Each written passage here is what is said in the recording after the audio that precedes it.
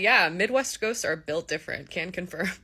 Hi, friends. Normally I post very different content, but I saw this trend going around and I thought this was as good a time as any to tell my best ghost story. I have since had other experiences. It's almost like this kind of like opened up my sensitivity, but yeah, this was definitely the craziest experience I've ever had with paranormal. So a couple years ago, I was on my way to a rehearsal in Chicago, and I was staying outside of the city at the time, and so I was coming in a couple hours early for the rehearsal, and I was just gonna like get lunch, read outside, have a good time.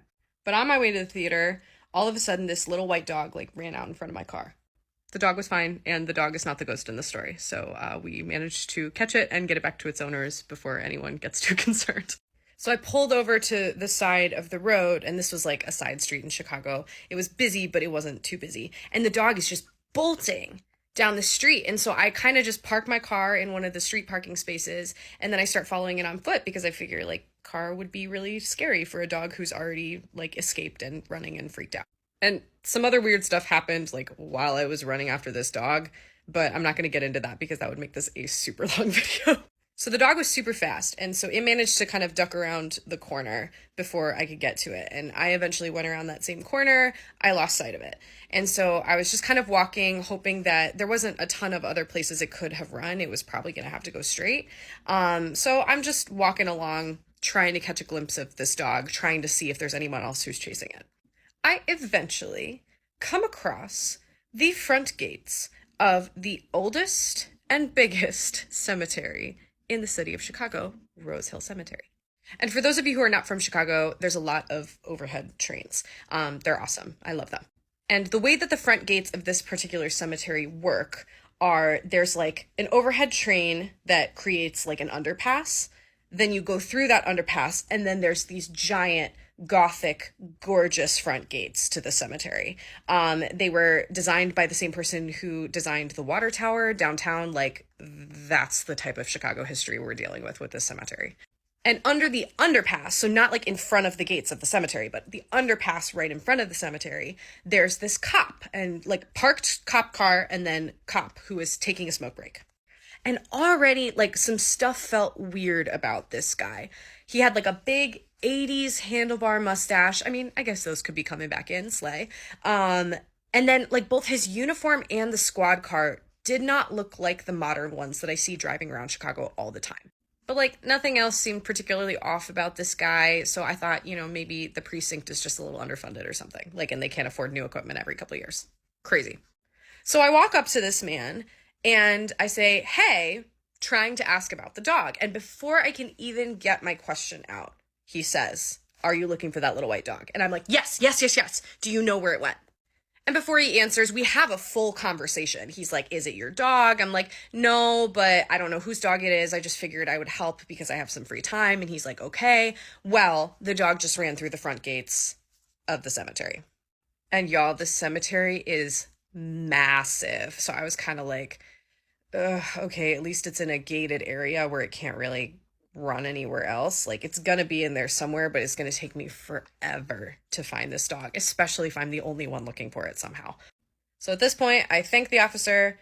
I start walking towards the gates because it's public, it's open. People walk through there with their dogs during the day all the time and stuff. Like, it's basically a park. And the officer stops me in my tracks and says, wait, before you go in there, just so you know, those front gates close at 5 on the dot. And afterwards, nothing gets out. And I laugh because like I thought he was kidding, but I still remember how my skin crawled when he said this to me. But he looks me dead in the eyes and he goes, no, seriously, you're going to want to be out of there by 5. And I was like, okay, thank you for that information. I wouldn't have known that information otherwise. I probably would have gotten stuck in there because it was about like 3:30, 3:45 at this point.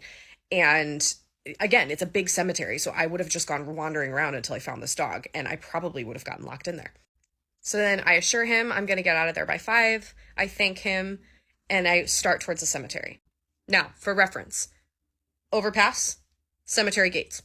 They were probably only about 100 feet apart. Like, this is not a long distance that I was crossing. So I'm walking for about 5 seconds, and then I realize this guy could give me a head start. I'm going to turn around and ask him which direction in the cemetery the dog ran. So I turn around not 5 seconds after I had spoken to this man, and both the man and the squad car were gone. And because I know you will all probably be wondering, no, I did not hear an engine start. No, I did not hear a car door slam. I did not hear sirens. I did not even hear this man walking. All that was left of him and his squad car was the smell of cigarette smoke still in the air. I was that close where I could still smell the cigarette smoke, but the car and the man were gone. So that positively chilled me to the bone, but in the moment I kind of justified it to myself. I'm like, maybe somehow he left really, really quickly. So of course I went into that cemetery anyway. And sure enough, for like an hour and a half, I'm looking around for this dog. I keep thinking I hear like whispers and like weird stuff is happening, but again, justifying it away, justifying it away, justifying it away. My only focus is on finding this dog. At one point, I even left the cemetery on foot, went and got my car and drove it in because I had so much ground to cover and like so little time to do it because all I could hear was that cop's voice in my head saying, you better be out by 5. So right before 5, I'm looking at the clock. I'm getting really nervous. I still haven't found the dog. And so I start driving towards the front gates of the cemetery again to get out of there. And I cannot make this shit up. I was looking in my rearview mirror, kind of like scanning my mirrors and stuff to see if I could see any trace of movement. And a big black dog ran across like my rearview mirror, so behind my car. And I had 2 thoughts in that moment. The first of which was, oh my gosh, maybe that dog is chasing the other dog. I should turn back around and go look. But the second one, of course, was that cop saying, after 5, nothing gets out. So I did one of the few smartest things I've ever done, and I listened to the cop. I ignored whatever that creature was, and I got out of that cemetery. And sure enough, I got out of there literally right as the clock turned 5. I think I got out of there at like 58. And then at 4:59, 5 o'clock, the gates closed. Like they're on an automatic timer, and they locked shut. And then like we did end up finding the dog. It was hiding in a bush somewhere nearby. Called the owners, got it back to it. It was really like a sweet reunion moment, actually. So I started looking up like cop killed in action in this neighborhood, just kind of general information about the crime rates, like different things that like something about this cop did not feel entirely natural, even though I had been not 3 feet from him having a human conversation with him, and I could have reached out and touched him, and I'm sure that my hand would not have gone through. Like that's how real it felt. 3 days into this research, I find an online database that a bunch of veteran police officers started to honor officers who had been killed in action or otherwise like had passed on. I think this database went as far back as like the 1890s. Like it was very extensive research.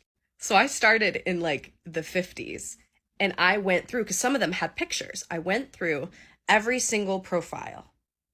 And when I got to 1984, I remember this so distinctly, I had a physical reaction because suddenly I clicked and I was looking into the face of the man that I had spoken to not 3 days earlier.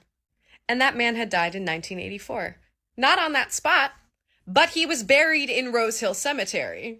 Oh, y'all thought I wouldn't show receipts? This is the guy. This is the guy I had a full conversation with before he vanished into thin air. And I'm only blacking out his name and his information out of respect. And I was wrong. Sorry, not 84, 86, but yeah. So I like to think that Officer J was just a helpful guy who liked his job, liked helping people, and has continued to do so after death. Because again, I wouldn't have known that I would have been locked in that cemetery if he had not told me. But yeah, that's why I don't doubt anything paranormal anymore. Because I had a full conversation with a ghost, and they looked as real as I do to you right now. Tell me a ghost story that sounds completely unbelievable, but is entirely true. My dad's side of the family has experienced a lot of tragic deaths. One of which was my dad's brother, Richard, who passed before I was even born. He passed in a car accident in the middle of the night. And sadly, he and my dad were not on speaking terms at the time of his passing. They had just gotten into like a sibling spat. And about a week after his passing, my mom said she remembers laying in bed and getting a phone call. My dad rolled over, picked up, kind of mumbled a few words, and then hung up and laid back down. And my mom was like, who was that? Like, who called us in the middle of the night? And he said, oh, it was just Richard. He was calling to tell me that everything's okay. And I can remember hearing the story and just getting immediate goosebumps. It never left my mind. Fast forward 15 years later, I'm living on the other side of the country with my dad's sister for an internship, and my cousin and I are kind of having, a catch up, telling family stories, and I bring up the story to him, and he just goes white in the face, and he says, you're kidding me. There's no way, right? That's not true." And I said, "Oh, absolutely. That's 100% true." So he's like, "Stay here." He runs down, he grabs my aunt, and my aunt's like, "You're not going to believe this, but I have almost the exact same story."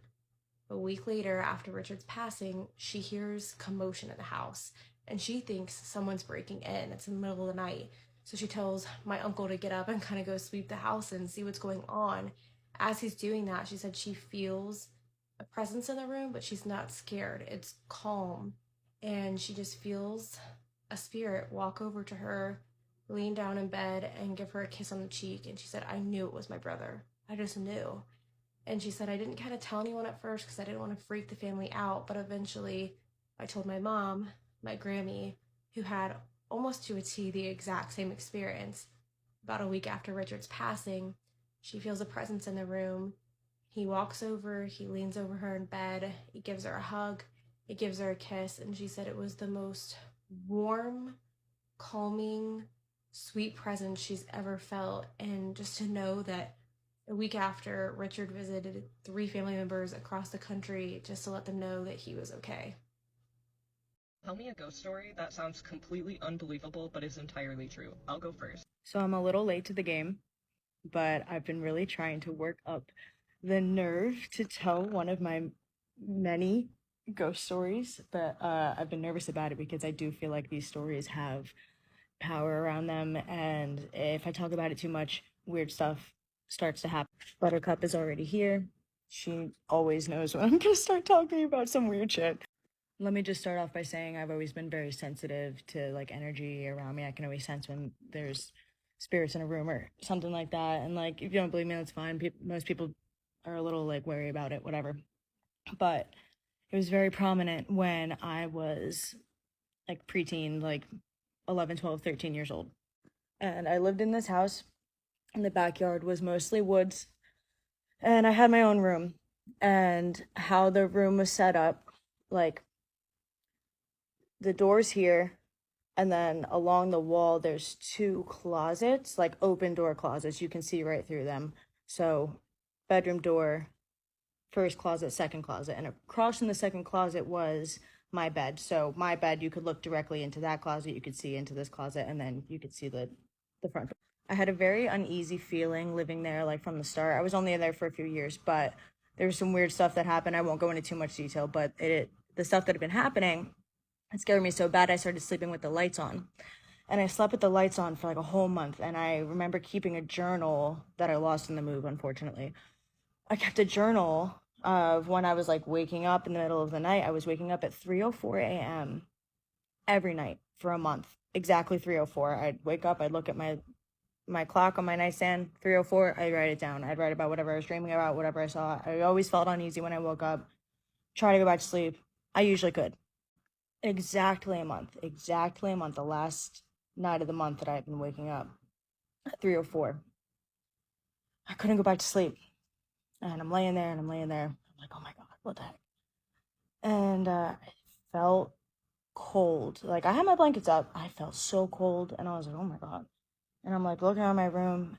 And oh my God. And my bed is facing this closet. And then there's the other closet. And I see a little girl, I say a little girl, like she was probably about my age, maybe a little younger. At the time I was like 13, so she was probably 11 or 12, crouched in the corner of my closet. I froze. She was like hiding. It looked like she was hiding, like in my, I was like, girl. And I pulled the covers up over my head, and a minute goes by and I pull them back down, and she's standing in my closet. She's standing there, and I'm shaking, but she wasn't scary. She didn't look scary. She looked scared. She looked terrified. And I was like, oh my God. I pulled the covers back over my head. I pulled them back down. And now she's out of the closet. She's like standing by my bed. And I'm like, oh my God. And I finally figured out, okay, don't put the covers over your head. She's gonna just stand there, and then like she'll go away when the sun goes out. I'm standing there, I'm looking at her. She's standing there, I'm looking at her. And she goes, like, I went, I said, what? And I went to go say something, and she panicked, and she went, shh, shh. And I, like, just looked at her, and she said, he's coming. And then ran back into my closet. She crouches back down. It's like 3:30 at this point. 10 minutes later, like 3:40, 3:45, a figure of a fucking man shows up in my bedroom doorway. Like, I can see that. And I'm just frozen. I don't move. I don't pull the covers up over my head. I just watch him. And I didn't go back to sleep. My alarm went off for school at like 6:15. I just let it go. And like the sun came up and he disappeared. And then I got ready for school. And that's it. Tell me a ghost story that sounds completely unbelievable but is entirely true. I witnessed a murder in Hot Springs in July 2022. Now, Ashley, how did you witness a murder if this is about ghost stories? Well, I am so glad you asked. There's an abandoned building. It is an old Army Navy hospital. I think it was the first hospital, general hospital, that served both the Army and the Navy in the country. It is in Hot Springs, Arkansas. And then in 1960, it was turned into a rehabilitation facility. So, I don't even, like, this story gets me every time. Like, I'm so overwhelmed right now. However, I really want to tell you guys. So me and my best friend went to Hot Springs for a girls' weekend back in July 2022. We were writing a book, and this was our book launch weekend where we were going to brainstorm, make plans, make the outline, etc., all the things. Well, we decided to take a break and go explore Hot Springs a little bit. Neither of us had been there. She's from out of state, and I had never been there. We go to this hospital. Now, this hospital is right downtown. The main street is dubbed Bathhouse Row. So that's like the cute little main street in Hot Springs, like your typical, touristy area. And there's a couple bathhouses that are still functioning today. Now, we go up to this building and suddenly I get this severe pain in my whole midsection from my chest through to my back. So I turn to her and I say, I don't want to go any further. This hurts. I don't feel like something's wrong. And we decided to go down the hill, walk away from the hospital, and explore Bathhouse Row a little bit. So we're walking down. It is dusk. And I turn and look over my right shoulder. And when I tell you I saw someone being pushed from that balcony, I did a freaking double take. It was the craziest, most terrifying thing I've ever seen in my life. And she saw me see it. The blood drained from my face. And she stopped and looked at me and she was like, what did you just see?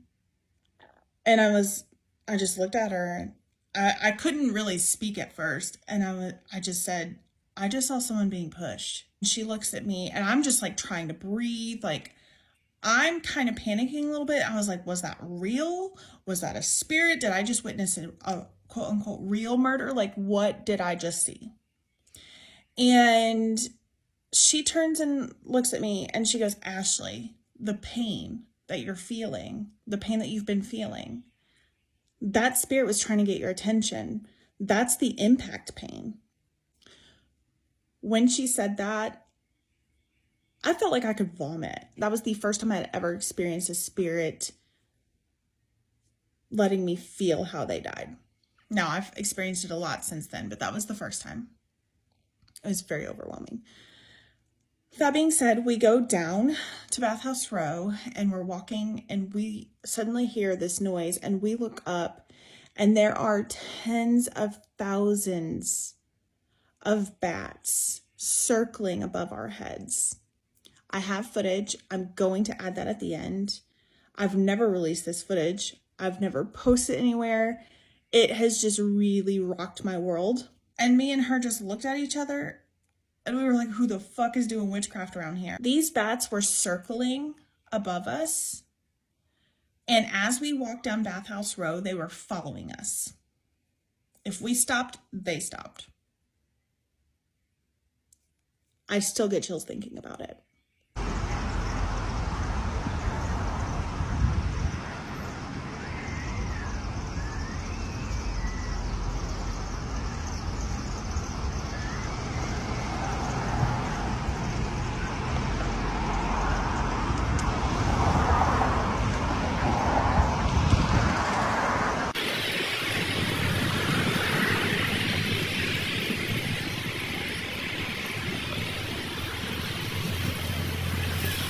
Tell me a ghost story that sounds completely unbelievable but is entirely true.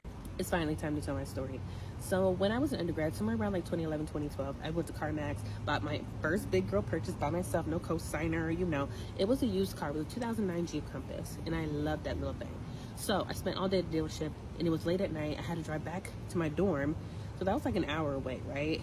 By the time I get to the free parking lot, it's already dark outside. I reach in the back seat to grab my backpack, and guess what's staring at me? It was a little Asian girl. Scared the shit out of me. I grabbed my stuff so fast, I darted to my dorm room, closed the door, and when I tell you I was huffing and puffing and super scared, because what did I just see? I know I did not see what I know I saw on day one. So the very next day I called my grandmother. This is very important because my grandma is Chinese and Jamaican. Not to mention she's a medium. She sees spirits and she talks to people all the time. So I'm just like, she gotta have something to do with her because those are her people. So I asked my grandma, has anybody in our family lost a little Asian girl like that was like 3 or 4 years old? She says, no, doesn't sound familiar. Why, what's up? So I tell her what I saw in the car and she says, oh, no, she's there to protect you. It's fine, it's fine. Winter's approaching. I've been walking to work this whole time. Bought a car, hadn't even drove it because I'm scared. Eventually, I talked myself into, okay, just drive during the daytime, maybe talk to her, see if you can get anything out of her. So for a couple months, I tried talking to her, got nothing, no response. She would just stare. She would just sit and look at me. Eventually, I guess I just kind of warmed up to her, like she's just gonna be here. Like I don't know what to do. Like this is still my car. And anytime I would have people in the car, she would just disappear. Like she knew what her role was. Fast forward, and this girl has now been riding in my car for almost 5 years. Still doesn't talk. At this point, I'm in grad school at the Med Center. I'm dirt broke. I'm working multiple jobs, and I'm driving for Uber and Lyft on the side. Right. The last time I saw her was when I was getting ready to go out to go drive. That night, I got a ride request to go pick up somebody from the casino. Turns out it was my classmate from the Med Center. So we're chopping it up in the car, right? I come across this intersection. It's a 4-way intersection, and at the red light, there was an officer sitting there just waiting at his red light. I remember just kind of glancing down, making sure that I was going the right speed limit, and boom, I got hit. It was a big black Suburban. The guy was drunk. And he kept driving after he hit my car, and the only reason why he stopped is because he hit a tree. The officer saw everything happen. It was all caught on the dash camera. I'm gonna just be real with you. That night, should have been dead. Okay, he ripped the whole front end of my Jeep off. It was to smithereens. There was nothing. There was like I can't even explain. Airbags had deployed. I'd never been in a car accident before, so I didn't know airbags were white. I thought I was in heaven, and I remember being so angry because everybody said when you die you're so peaceful. I was angry. I was a telephone operator. I was working like 2 and 3 jobs. I was putting myself to grad school, and I was miserable. And I was just like, God, this is how you gonna do me? Eventually I come to it because now I hear the girl in the back seat of my car screaming, Larissa, we gotta get you out. Larissa, we gotta get you out. I was like, oh shit, I'm not dead. Okay. When I stepped out of my car, my shoe was across the street. When I tell you I got hit so bad, my car spun across 3 different lanes. The whole front end of my car was missing, gone, smithereen, just smoke. Obviously the officer runs him down. And then his girlfriend gets out the car. You get off my man. He didn't do nothing to me. You need to get off my man. And I just remember sitting on the curb like, what just happened? So we start the lawsuit process. Fast forward. About a year later, it's my birthday. Me and my best friend are going to go to the spoken poetry word slam thingamajig. Just because I just wanted to get out the house. You know what I mean? And out of the corner of my eye, I see this guy sitting at a table. And I am so intrigued because I just want to know, what is he doing? He's got like tarot cards. So best friend was like, go talk to him. Like, go get a reading. I said, no. You don't understand. My people are Jamaican. We don't do, I'm not disturbing nothing. Plus, I already know what I know that I don't tell people. So I did this reading with her right by my side because I'm a little nervous. So I sit at this guy's table. He has me hold out my hands. He puts all these little animal bones and trinkets and stuff. And he says, let the pieces fall where they may fall. And he said, by the way, happy birthday. I said, what? How did he know it was my birthday? Oh, I see what you're doing there. He takes a while to evaluate the pieces, and he goes, so, there's a lot here I want to talk to you about, but the first thing I need to ask you is, tell me about your car accident. I said, got hit by a drunk driver like a year ago. Yeah, okay, what? He says, no, tell me what really happened. I never told anybody about this. I never told anybody about this. What do you mean? To the best of my knowledge, I'm trying to remember exactly everything. And I tell him I got hit by a drunk driver. He was going pretty fast. T-boned my car, but it only hit the front end of my car. I don't know how it didn't hit me. And he said, so what about the little girl that's in the car? I said, I'm playing dumb. Why am I playing dumb? He knows this stuff. He clearly does. I don't know this man. I've never met him. So I tell him, yeah, okay, there's a little girl that's been in my car for, a couple of years or whatever. He said, do you know that she turned the wheel for you? I said, what are you talking about? He said she cut the wheel to save your life because she died in that car and she didn't want you to die. He's right. That was the last time I saw her. I asked him, can you give me more information? Who is she? Why was she here? Is she in my family? There was really no other information. She's not related to me at all. She just didn't want to see me die in that car. So during that reading, he did ask me some other questions and stuff, but he told me, you're a medium and I need you to start acting like it. For the sake of not sounding crazy, I've never told anybody else outside of my mom and my grandma and my family that I be seeing shit, but I don't be saying shit. Nothing it's just normal. But I know that you don't talk about that stuff out loud because it freaks out people. How did he know this? I don't know. He said, you have abilities that can put me out of business, and I need you to really lean into that. Well, he's right. I am a medium, and I'm not that great at it. I'm honestly scared about everything, and I do not trust being in the dark. Side note, I've never had anything evil or wicked happen to me. I've always felt protected. I still feel protected. But if you want to hear another story about how I saved my dad's life by telling him he has cancer, let me know.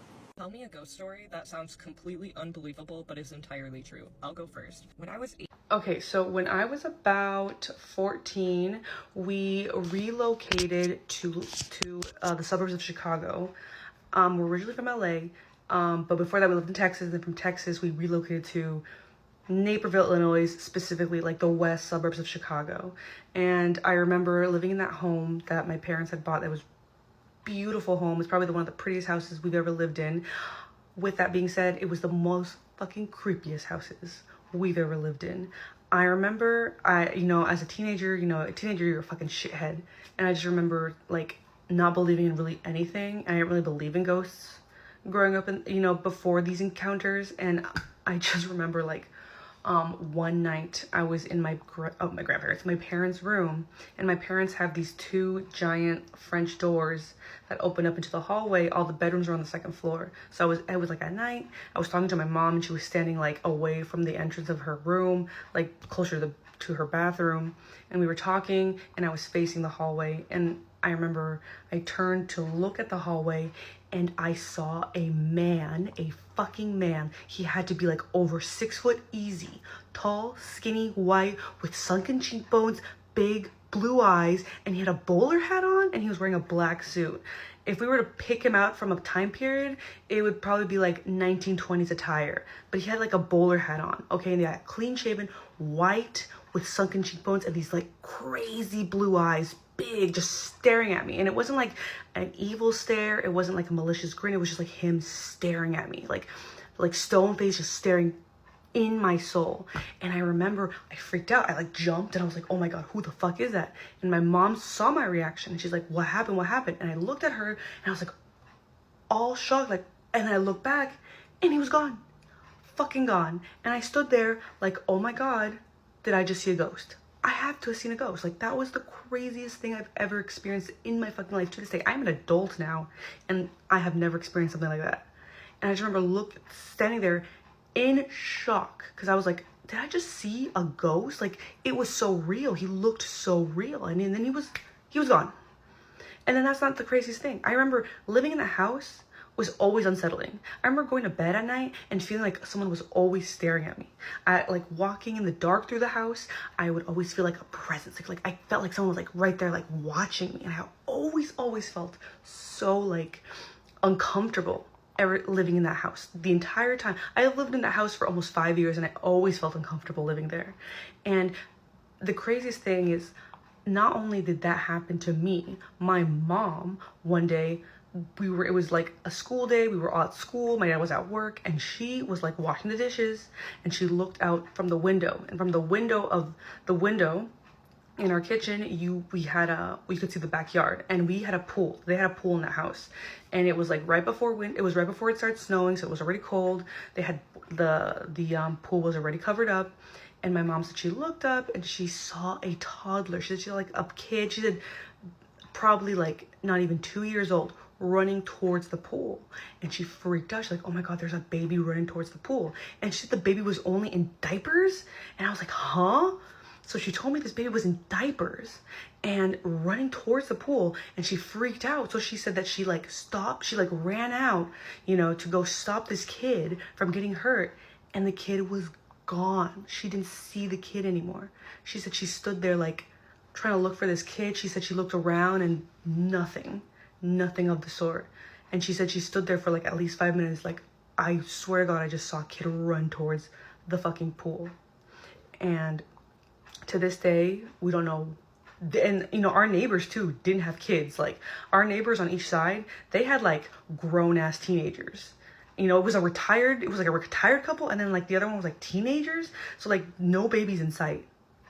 And she said it was like this little tiny white baby that ran towards the pool, and she freaked out, and she was so convinced that that house was haunted, because every time even she would like feel uncomfortable being by herself all day in the house. Just like, you know, she'd find excuses to like leave and go out because she didn't want to be there by herself. Like, to this day I remember living there feeling so uncomfortable. But when I was 18, I moved out to go to college. And we're from LA, so I moved back to LA to live with my grandparents. And I just remember feeling so much more comfortable, like living with them, because like their home, I've never felt that presence. And the craziest thing is, the home they live in is old. They've been living there, like that house was built in the 1920s, and they have been living in this house since the early, like late 80s, early 90s. So they've been here for a minute, and I've never felt uncomfortable. I've always felt like totally fine. I've never felt weird presences. I've never felt anyone watching me. It's always been like super, super chill living in this house. But that house in fucking Chicago, in Naperville, Illinois, was so unsettling. And like, my parents don't live there anymore. Like, they moved out. My mom, when my sister moved out for college, she was like, we're moving out. And they moved out ASAP. Never have I lived in a house so unsettling and uncomfortable. And I don't know if it's like the area. I don't know if like you grew up in Chicago, but like, is that a thing? Is like there a man, like a ghost, like a bowler man? Or what's it called? A man in a bowler hat, a white man in a bowler hat. Is that like a thing in Chicago? Like, do people see him? Because I saw him, and to this day, I can't explain it. Like, I'm really like, I don't really believe in a lot, but that shit, I believe in ghosts now. I do. And I saw that man as clear as day, and I don't know who the fuck he was. And if anyone knows, I would love to get insight on that, because that was the creepiest experience of my life. And I know it sounds crazy. I know it sounds like unbelievable, but I saw that man. My mother saw that baby. I don't know what the fuck. That house is fucking haunted. I hope the people that live there now are not experiencing what we experienced. But I don't know, guys. I don't know. I want to know more about that man. Tell me a ghost story that sounds completely unbelievable but is entirely true. So, first time I ever do a TikTok has to be this. And will I do another TikTok? Probably not. But loads of people have been coming forward, and I thought, fuck it, let's do it. When I was 22, me and my then fiance, now husband, had moved in together into this quaint little cottage, which we were renting. We couldn't afford to buy. And it was in the arse end of Suffolk, and my husband was working nights part-time at this kind of chemical lab, which sounds really scary, but that was what he was doing because he's a clever clocks. Basically, I was starting to work from home, so I was home alone all the time. It was so great. This was a 2 up, 2 down kind of like old farmer's cottage-esque thing. And you know the feeling when you walk into like a bar, an old man's bar, and you kind of walk in and everyone's like, who the fuck are you? Really felt like that. The energy was thick with it. Like, that's the only way I can describe it. And I am 1,000,000%, need to make this very, very, very clear, the kind of person that if this didn't happen to, I would be like, nah. But unfortunately, this happened to me. For the first couple of weeks, nothing happened, which is great. I just thought, no, it's just a weird vibe, living away from my mum for the first time, need to get used to this. And again, I've been from uni into sleepy Suffolk. Nothing happened. Until things started happening. I've got 2 enormous Norwegian forest cats. Huge. Point to the story. And basically, when they jump from upstairs, it is honest to God like, you know, a human, like a small child, has like jumped down. It's really quite noisy. So half the time if I hear anything, I'm usually like, okay, it's just Pookie. And Pookie is 13 kilograms. She's a big girl. So taking that in mind, I remember being in the living room, and I think I was watching the first season of bloody Stranger Things when it first came out. Oh, I'm so old. And I remember hearing this sound coming from the upstairs. There was only 2 bedrooms upstairs, that was it. And it sounded like someone kind of shuffling, you know. And I remember thinking, oh, that's a bit weird. But again, this was semi-detached. So, well, maybe it's just next door and the acoustics are a bit weird. And then I kept hearing it coming down the stairs. And I was like, ooh, okay, that's getting a bit closer. And then it kind of stopped when it came to the corridor. I remember thinking, maybe my cat has got like sellotape attached to it. It's walking really weirdly. And then I remember kind of poking my head down because you could see all the way down to the bathroom, because there was a bathroom at the bottom of the stairs. And I said it was the only one that was there. And I thought, and I remember thinking, I'm going mad. I honestly thought I had seen a head pop round where the stairs were. And I was like, nope, I'm going mad. I remember taking myself off for a very long walk. And then things started getting worse. My cats had this little play toy thing where it kind of looks like a figure of 8 and there's like a big flashing ball and you can tap it and it will flash. And that would just go off all the time, but you had to literally had to tap it. And I would look like an absolute madwoman. I used to like jump next to it and I used to be like, there has to be a logical reason. Maybe the batteries are low. This thing would be pushing, like it'd be like going around its track. And I was like, oh my God, what the hell is happening in this house? I was hating life. And then I started seeing him more. I would consistently see an older man's head, predominantly hot. It can't see like that. And it would be mainly in my kitchen window when I'd be sitting in the living room.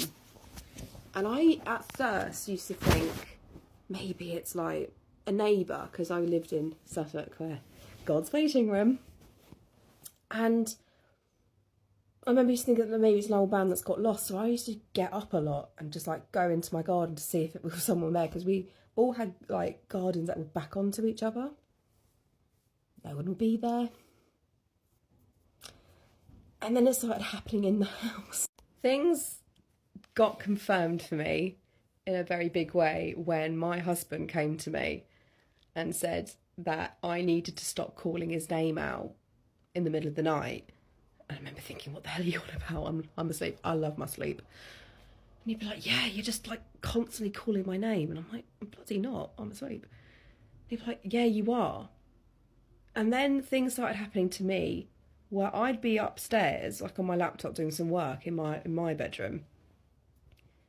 And I'd hear someone at the bottom of the stairs saying, Annie.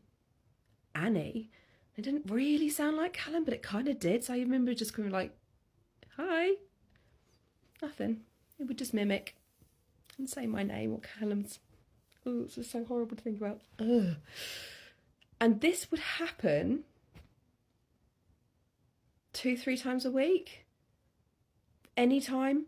It could be the middle of the night, and that's when me and Callum would be like, oh my God, we're moving, we're going. And then we would sometimes hear, which in my opinion was personally weirdly the worst one, is where you're in the middle of the night and you know when you're like, you've just got to sleep, so you're kind of in that big deep sleep, you would hear someone, and when I say running up the top of the stairs, remember it was just stairs, our room, and then a room, so there wasn't even like really a hallway. It was so creepy. And this would happen, and again, a couple of times a night. And it would happen, it was on the latter end when we started like more openly addressing that we want to leave this house. Luckily we were renting, so we could just like F off and go, basically. When we had finally said to the landlord, like, in the nicest way, we're going, this house is really creepy. Callum got a new job, and it was the night before we had left. So we had hired like this little van, packed all our shit. Good God, I have a lot of shit. And I thought, okay, fuck it. I'm rewarding myself with a shower. And, to this day, this really creeps me out. Basically, I forgot to open all the windows like an idiot. So I kind of had like a sauna experience in terms of bloody shower. I was facing the wall because it was one of those, you know, where showers face the wall. And it was like, you know what I was saying, like, the feeling of someone watching you, it really came, like, it really happened quickly, and I was like, oh, that felt a bit horrible. Never really felt it in the bathroom. And then it was like someone had, like, slapped the shower head, and it span, and I was just like, fuck this, grabbed a towel, and I put it on me really tightly. And I turned around, and on the mirror, there was this huge, fresh handprint. And that was just the biggest nope in the world for me. And I remember just literally like near screaming. I was like, Callum, fuck this. And I sat on the sofa. And I remember looking down and I could see him like that round the corner of the stairs. And I remember grabbing my phone and taking a picture. And of course, I can't find this fucking picture. But I remember sending it to my brother and my mum and Callum, but again, this was all Snapchat, which I can't get access to because it's ancient, so I need to really bloody find it. But I got it as he was fading, because sometimes I would see him and he was like, how you're seeing me, and sometimes he was kind of like grey with a really dark sockety eyes. But yeah, let's safe to say we moved. I was only back there once for mail, but I sat in the car and I was just like, demon house, hated it. Tell me a ghost story that sounds completely unbelievable but is entirely... I have one. When I was 16, 17 years old, my bedroom was the attic of my parents' house. One night, I proceed to have one of the most real-feeling dreams I've ever had. In the dream, I'm sleeping in my bed. I wake up in the dream to an older woman standing in the corner of my bedroom. I do not know this woman, never seen this woman. She actually looked quite ghost-like, a little translucent. You could see through her a bit, like she looked like a ghost. She proceeds to ask me, I have a son. He needs someone to play with. Would you mind playing with him? Not sure why I chose to say yes, but I did. And I was like, yeah, I'll totally play with your son. That seems totally normal. Like, we're in a dream, so, like, fine, I'll play with your son. As soon as I say, yeah, I'll play with your son, he appears, like, if I'm laying in my bed, like, she's on this side, he appears on this side of the room, like, right where the stairs are, the top of the steps. And he starts to walk over to my bed, comes to my bed, and he's like, let's play arm wrestling. So I'm like, yeah, no problem, let's play arm wrestling. So I put my hand up like this. He puts his hand in my hand, and we are arm wrestling. At first, it's like a good give and go. We're like, oh, yeah. And then, like, he pins my hand completely down. I feel his hand, hold on. I feel his hand around my hand, ice cold. He pins my hand down and is staring at me. And I'm like, okay, like, let's play again. And he goes, I don't think you want to play this game with me. Just like that, like, dead stare. I don't think you want to play this game with me. So I'm like, what does that mean? Let's play, like, okay, let's play the game. So he goes, no problem. Digs his nails into my hand like that and starts pinning my hand to the bed, yelling, I win, I win, I win, I win, I win, I win, I win, I win, I win. I rip my hand away from his. I feel the scratch marks on my, like right here. And then he takes a step back with this like grin on his face. And he becomes this like black cloud of smoke. And I know that sounds unreal, but just stay with me. So he's this big cloud of smoke. This is all still in the dream. I get up, I'm screaming, I jump out of my bed. Here's where it gets crazy. I jump out of my bed in the dream and I wake up in real life and I am fully standing on my feet. So as I'm standing on my feet, I'm like, what the fuck just happened? I'm down the stairs, out the room, right? And so my mom and my sister are downstairs in the kitchen cooking breakfast. My mom is a very spiritual person, so I have no problem just being like, yo, this is what just happened. And it's like, disregard the dream if you want, but I was fully standing when I woke up.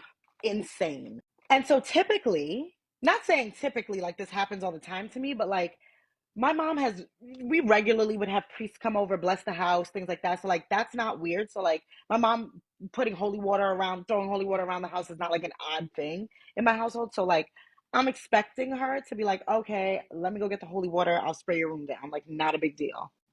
She goes, the holy water is right there. You're going to go get it and go upstairs and throw it around your room with some salt. I'm like, why are you not doing it? She's like, I think you should do it. And I'm like, okay, this is insane. So I take the salt, I take the holy water, I go upstairs. My sister's like, I'll come with you, but I'm staying at the bottom of the stairs. Everybody's acting scared. And so I'm like, okay, I'm not crazy. This is something. So I have the holy water, I have the salt, I go upstairs. I have the holy water in like a little cup, and I have the salt. I go upstairs, and so I'm like throwing the holy water around, just a little flap around. And I have the salt, and I throw it onto my bed, and it sizzles. Bitch. I was going. I never ran down a flight of stairs faster in my life. I don't even think I touched one step. I jumped from the top 11 steps down, bow, hit it. I was downstairs the next flight, bow, hit it. I didn't stop for shit. I said, the only way I'm going back up there is if y'all bring a priest to hose this house down with a fire truck of holy water. I'm not playing at all with y'all. And so my mama got the priest to come, and he blessed the whole house, top to bottom. He didn't miss no floor, no nook, no cranny. And I never had an experience like that again. So I don't know where that little boy is at, but I hope his soul is at rest, because he...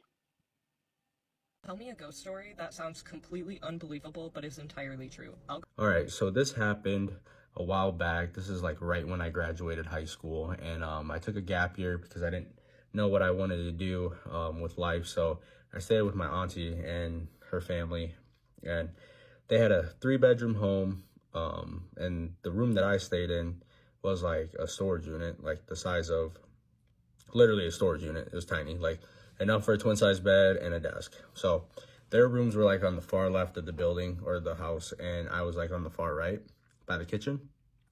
And there's one night I was playing video games with my cousin who lived with me at that time, and his room was like right next to mine, but like kind of down more, but his wall is like right there, so I could hear him, he can hear me, things like that. Well, we're playing video games, and it's probably about 1:30 in the morning, and my door opens, I'm like, okay, I got the headset on, can't hear shit. I turn around, and I'm looking at this thing. At the time, I thought it was my cousin, my little cousin that lived with us, and I thought she was just coming to see what I was doing, but, I was an older cousin, so I was kind of a dick, not gonna lie. And then, when I addressed her, I was like, hey, you have school tomorrow, like, why are you up? It's 1:30 in the morning, go back to bed. And she's just staring at me, and I'm like, what are you doing? Go to sleep, like, get on. And she walks away, and I made one of those comments because, when they open your doors, they don't shut it. Well, that's exactly what happened. She walked away, or this thing walked away, and shut my door. So I made the comment, I said, and you're not going to shut my door? So I get up, go shut the door, but like something felt really uneasy about it, because I don't know about you guys, my cousins, little cousins, they have heavy feet. No matter if they're walking normal, running, whatever. It's just, you could hear them walking in the house. And from my room to her room is a walk. Like, by the time I got up, she'd at least be like halfway, if not a little bit before that, to where she'd still be down the hall. So like, I open the door, I peek the corner, and there's nobody there. It's just dark. No footsteps, nothing. I'm like, okay, cool. And so I go back in my room, sit down, and I'm playing video games again, and I get this really uneasy feeling. I'm like, yo, what just happened? So I call my cousin, who was on the other side of the wall from me, over, and I'm like, hey, go to my room real quick, because he was on the headset. He's like, why? And I'm like, just come here real quick. And the moment he opened my door was when I knew I saw some crazy shit. Because the moment he opened that door, the light in my room that I had on reflected his face. Like, I could see him, right? Like, what he looked like, his hair, what he was wearing, everything. Like, it was him. But when that thing opened my door, it was just a dark figure. Like, I saw the outline of her hair. It was like to here, cut to here, down. Like, I get goosebumps just telling the story because it's so vivid in my mind. But literally saw this thing walk away, stare at me, and I'm over here, you know, talking shit to it like it's my cousin. Like, go the fuck to bed. But yeah, after that, it was like the start of some crazy paranormal thing that was going on. Like, I hated going into the house alone at night, but yeah, that was the scariest thing that happened to me. If you guys want to see a part 2, just let me know. Alrighty, guys, so here's part 2 to the ghost story that I posted a couple days ago. A lot of you asked for part 2, so here it is. So this was probably a couple months after living with my auntie. This was probably springtime, summertime, because the boys just came back from college, and we were going to have a fire to catch up, you know, chill in the backyard, whatever, cook some food. So kind of give you visual, my bedroom is like right by the backyard. The fire pit's right there, and then my window is like facing the fire pit. So like, I can see the fire pit from my bedroom window, or storage unit window. So fast forward, it's about 1 o'clock. We're all chilling, smoking, drinking, whatever, and just having a good time catching up on life. Well, you know, it's getting around 2 o'clock in the morning, 3 o'clock in the morning, and we decide to call it quits and head home and kind of, you know, see each other tomorrow morning, whatever. Well, I had to take a piss really bad, and my cousin from the original story that walked in my room for me, he had to take a piss too. Well, to the right side of the fire pit, we also had a pool, and he was like pissing on the right side of the pool, and I was pissing on the left side of the pool. And you know, I'm chilling, taking a piss, whatever, and I start hearing this little girl laugh. Like, it's clear as day, you know, in my head. And I'm sitting there peeing, it's dark as shit, and I'm like, is it just, I'm tripping. I gotta be tripping. So I look, you know, I do a takeaway like that, and I'm like, okay, no one else heard that, so no one's freaking out, so I must be tripping. You know, I just got done smoking, I'm a little buzzed from the drinks, whatever. Well, we go back to the fire pit, we say our goodbyes, and my cousin's about to walk in, and I'm like, hey, I'm gonna stay in your room tonight. And he's like, why? Like, you weirdo, like, why are you staying in my room? And his girlfriend was with him at the time. And I was like, I'm not tired, I'm bored, let's watch a movie, I'm gonna chill in your room, I'm gonna sleep on your futon. He's like, all right, whatever. So we get to his room, and, you know, we start watching a movie. Funny, we put on The Conjuring at the time, you know, scary moment, scary movie, whatever. And so we're watching the movie, and it just was eating me alive that I heard this little girl laugh, and I had to tell him the story. So as I'm sitting on the futon watching this movie, I'm like, I pause it. He looks at me like, why'd you pause the movie? So I pause the movie, and I'm like, hey, I don't want to sound crazy or nothing, but like, I heard a little girl laugh. But like, as I was saying it, like I said, I heard, and then, you know those moments when someone finishes your sentence? That's exactly what happened. He's like, you heard a little girl laugh. And like, when people finish your sentences, you just go crazy, because you're like, oh my God. I'm like, I'm not going crazy. So he's like, you heard a little girl laugh. I'm like, yeah, bro, that's why I'm in your room. Why do you think I'm in your room if I didn't hear the little girl laugh? Like, I was freaked the fuck out. And he's like, oh my God, you know, like, we're just having this moment. And his girlfriend at the time was like laughing her ass off, because he's like, you guys sound crazy. Because we both sound crazy. But, like, I knew I wasn't tripping because he finished my sentence, so we both heard the same thing. And, you know, long story short, that was kind of that portion of it. But it was, like, super crazy because, you know, I saw the little girl in the original story, and we hear a little girl laugh. Well, I was going to make a part 3 to this, but I'm just going to get into the next part of the story. So, same cousin and one of my best friends that we were playing Fortnite that original night with. We were on the headset with. So they're both over in my room. We're chilling, watching YouTube videos, whatever. And we decided to go to Walmart. And so we head to Walmart and, you know, get snacks, do whatever. It's just small town things. We were just at Walmart chilling at like midnight.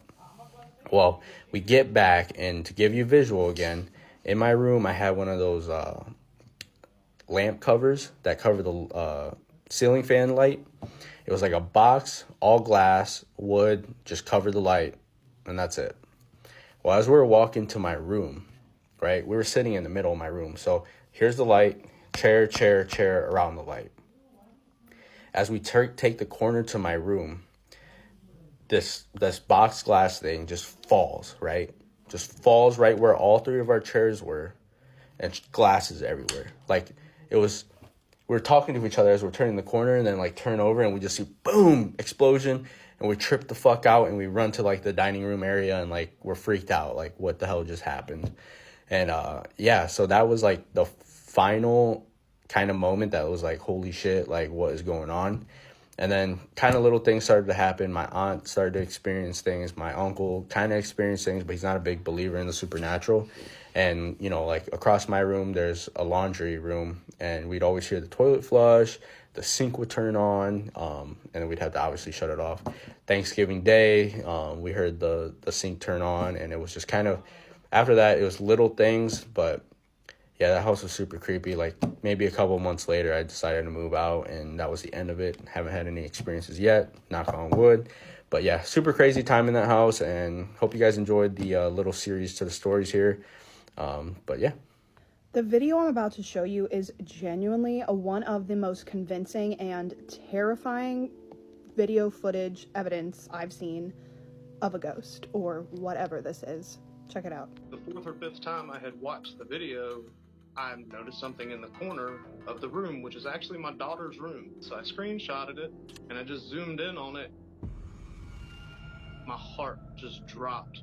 I could feel my face, all the blood in my face ran. I mean, it scared me. It just looked like somebody watching me.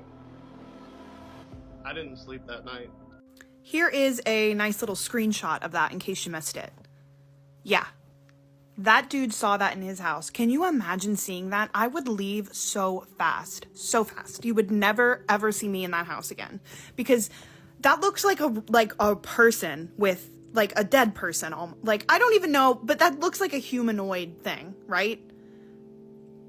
That's upside down. Like, I can't even look at it anymore. It freaks me out so bad. Ghost story that sounds completely unbelievable but is entirely true. Everyone from New Mexico has at least 1 or 2 good ghost stories.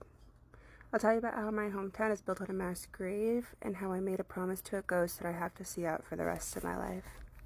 So in the early 1500s and 1600s, the Spaniards were coming in full effect, mostly through Tenochtitlan, which the Spaniards later named New Spain, now known as Mexico City.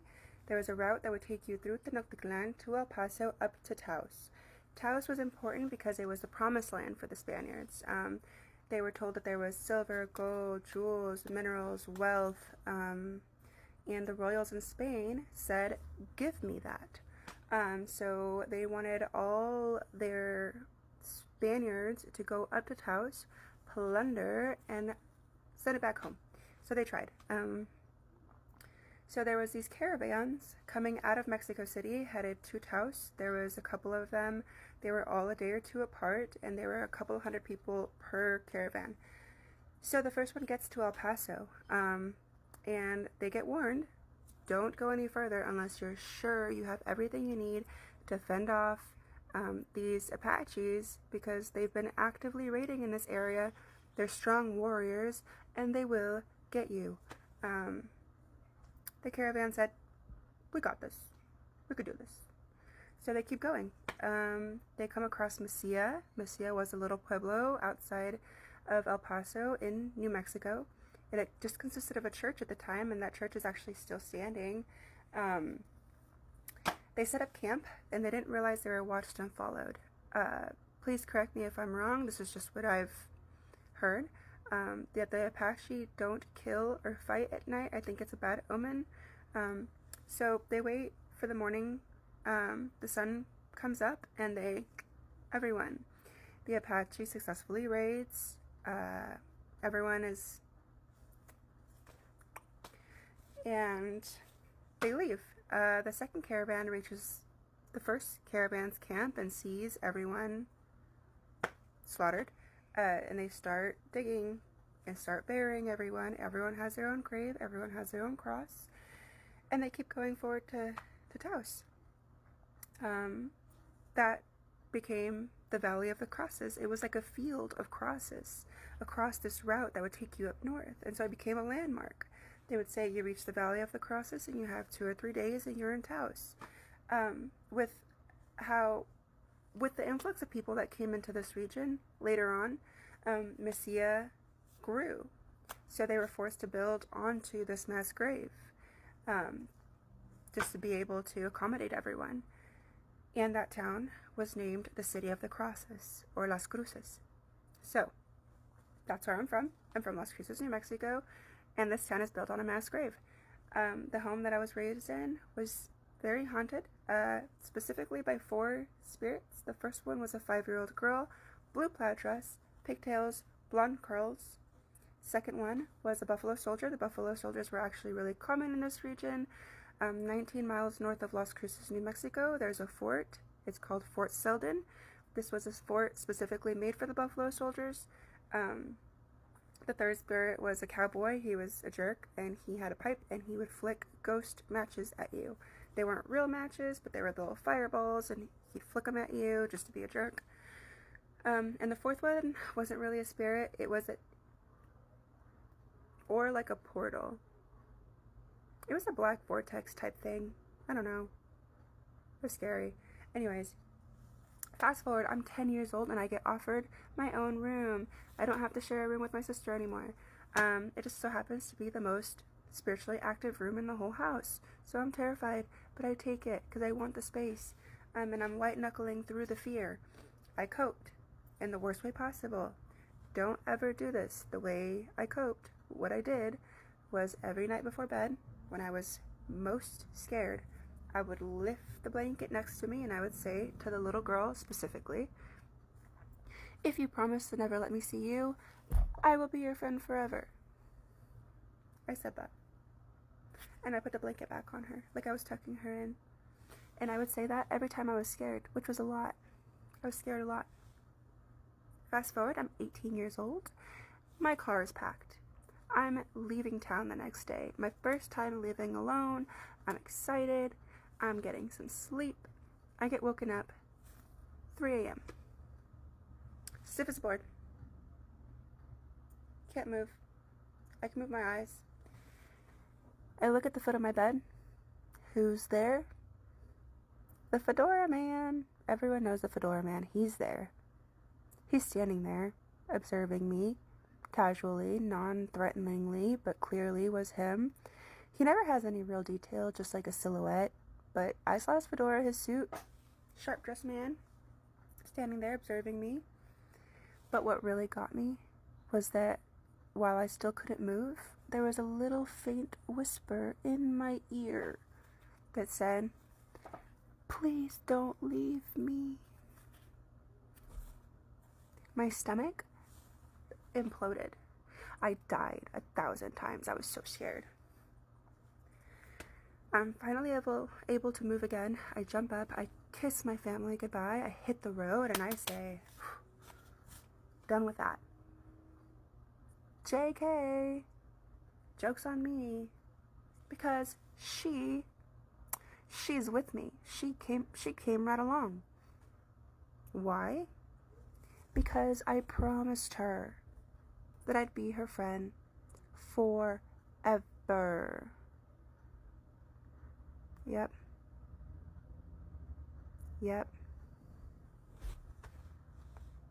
I'm thankful she's not like a bad spirit. She's good. She's on my side. She really is. But don't ever make promises to ghosts, because they'll make you follow through. A ghost story that sounds completely unbelievable but is entirely true. I'd like to preface by saying I don't want to believe in an afterlife, so I find it very difficult to believe in ghosts. I am open to all theories, and one of them being that we were all insane. But the more time that passes, the more unsure I am about that. I see mimic stories, and it reminds me a lot of what my family experienced for about 5 years, living in a house out in the boonies. And I'm not really sure how to start this, but this is the thing that I believe lived with us.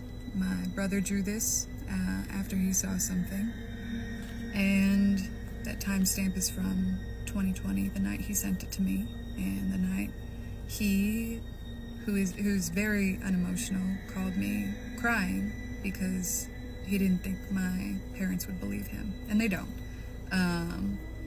But I'll tell you, every time I see that, I get a pit in my stomach, and I think that is what lived with us.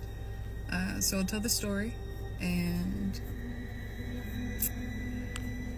we'll see how it goes. So, when I was a teenager, we moved into a house that was on the very edge of this big farmland property that had been split into different housing. We had about 1.25 acres of land, just a big grass field, the house in the center, and we were positioned on these dirt crossroads.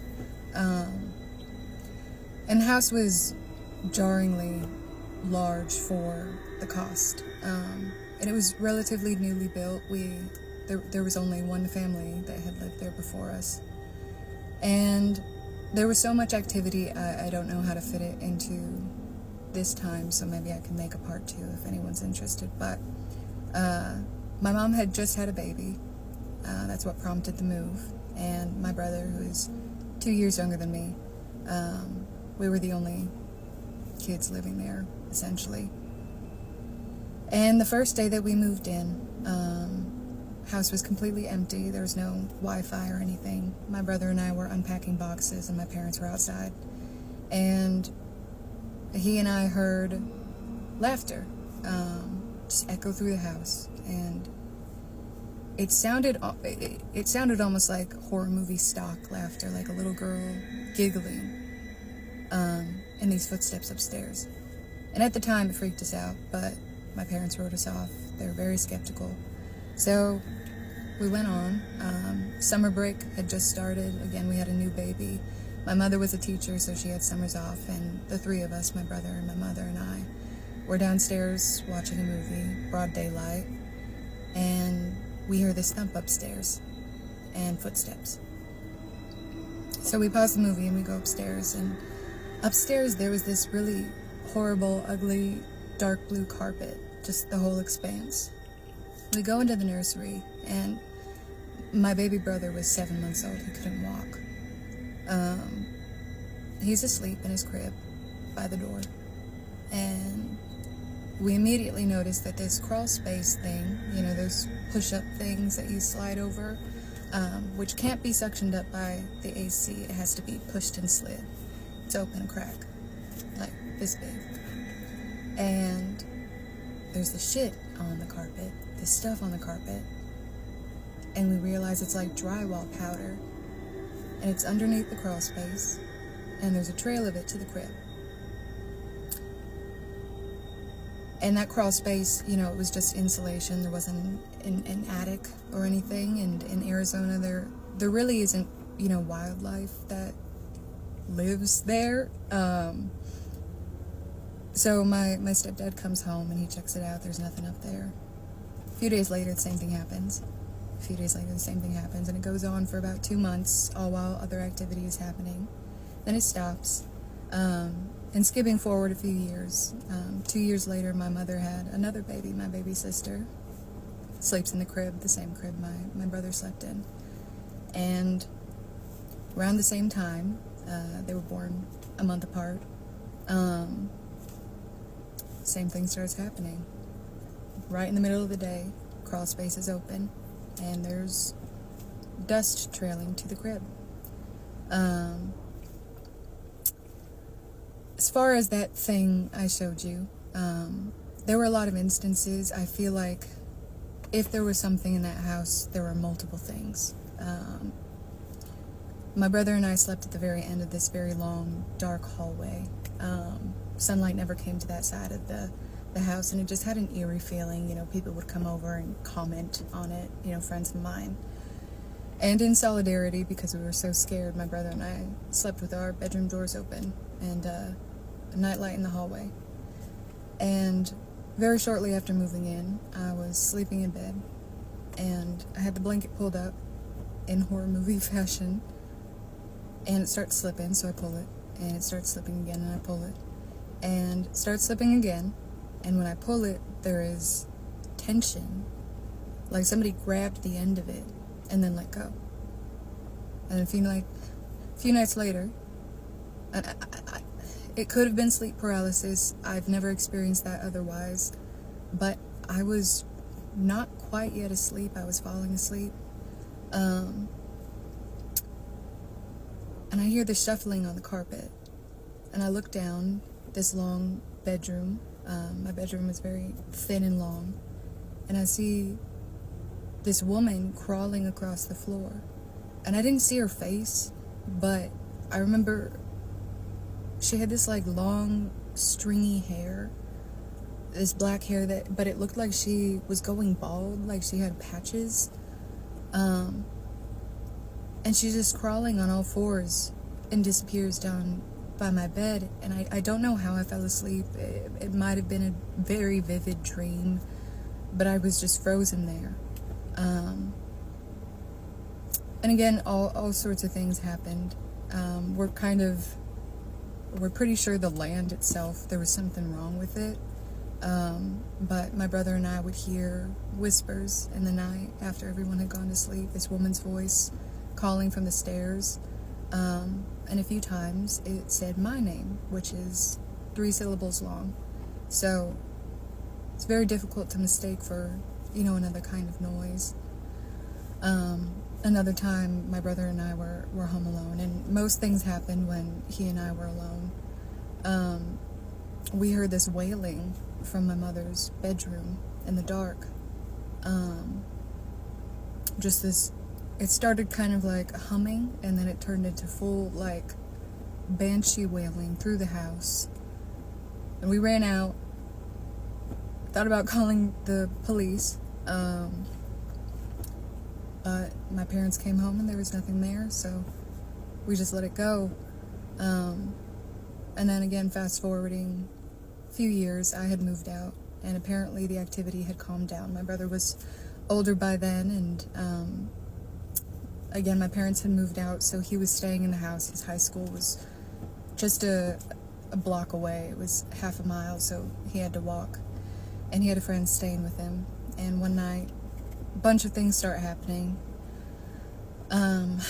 So they decide to leave, and suppose they're pulling out of this long dirt driveway, and it has a full view of the house. There's chain link fence all around, and he sees something in the window, apparently very clearly. There's a lamp in a downstairs room, and there's a woman standing at the window staring at him. He says he couldn't take his eyes off her, and he felt like she was telling him that if he came back, she would get him, or something like that. But he called me immediately. I was out with friends, and we aren't super close, so it was very strange of him to call me, but he was crying on the phone. And then he drew that picture, and I felt so sick. I don't know what it is about it, but it just felt very alive and real, and like it was the thing that was there. And again, other things happened, so I can make a part 2, I guess. But yeah, might have been mold poisoning, I don't know. That's it. Since moving out of that house, I don't remember any of my dreams, but while living there, I had super vivid nightmares. There was one time my mom was telling me that she had a dream that she went downstairs to make a baby bottle in the middle of the night, and she looks over to the living room and sees my dog walking on 2 legs, and he stops like she caught him, and he has human eyes. He just walks out the door. And the fucked up thing is that I had a very similar nightmare, that I was just outside that door, standing on the back porch, and my dog walks by on 2 legs, looking very humanoid. We kind of started looking at him sideways after that, but we haven't had any problems with him since. There was another time that I'm not sure if it was a dream. There were a lot of times when I questioned whether I was awake or dreaming, just because what was happening was so weird. But I was laying in bed, looking at the hallway, so I'm not sure if I was asleep yet. And my brother walks across the hall in front of my door, and he stops there. And the thing is, it took me a second to realize that what was standing there was my brother, who at the time was a teenager, but that version of him was 7 or 8 years old, even had the same buzz cut that he had around that age, and his eyes are glowing white, and he just stares at me. The weird thing is, the reason that I sometimes question if I was just going crazy is because that happened to me another time in public when I was, Junebug, when I was fully awake. I was at the park late at night, and there was a man sitting on a bench, and I thought he was homeless or something, I don't know. I was just walking past him, and something catches my eye. There's something glowing, and I look, and he's staring at nothing, and his eyes are glowing white. No color in them, just glowing. So that's happened to me twice, and I don't know what that is. Felt like I was going crazy, still kind of does, but nothing like that has happened since. So, sorry, the vibes are spooky just by chance right now. There was a weekend where my parents were out of town, so it was just my brother and I was just getting off of a really late shift, so it was nighttime, and I think my brother was at a friend's all day. He got home just before me and was already upstairs. So I go into the kitchen and I hear this scratching noise, and I'm a little bitch, so I'm not investigating by myself. I go upstairs and I get him, and we go back downstairs together, and we realize the scratching is coming from the laundry room. So he goes down there and opens the door and flips on the light. My dog is in there. He's crying. And there's blood everywhere and shit. So we freak out and we take my dog to an emergency vet. We're there for a few hours and he turned out to be fine. They said it was stress-induced.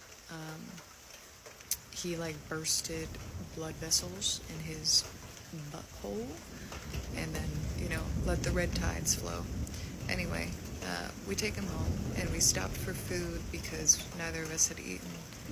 And we get home, go upstairs and change, and then come back down to sit on the porch and eat because inside it smelled like shit.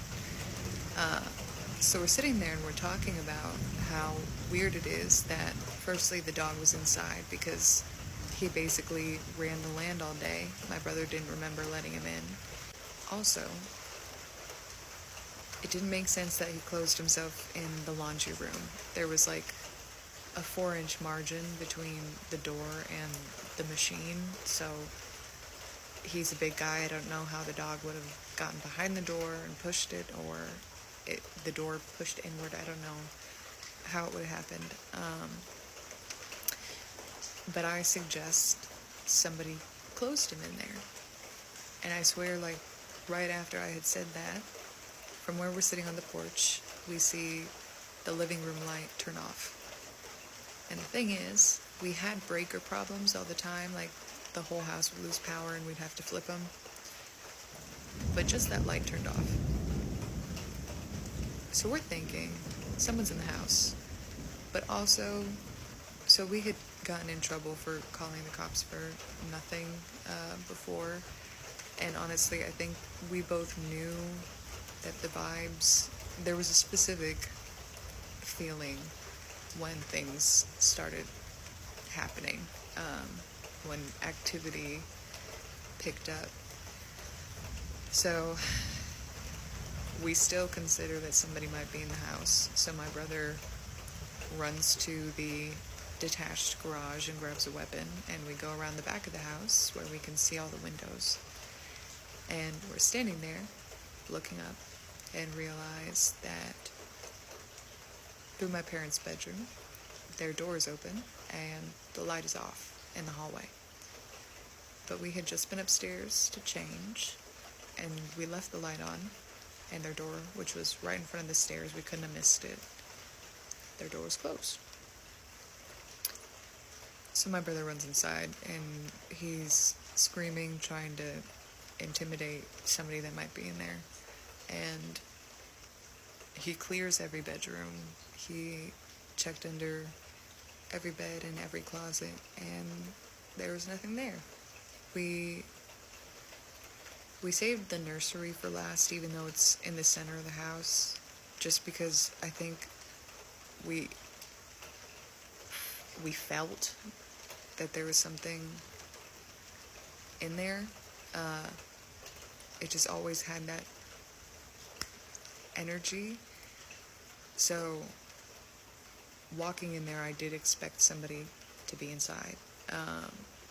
And nobody was. So we went downstairs, we ate, and we cleaned the mess, and we slept on the couch for like 2 or 3 days waiting for my parents to come home.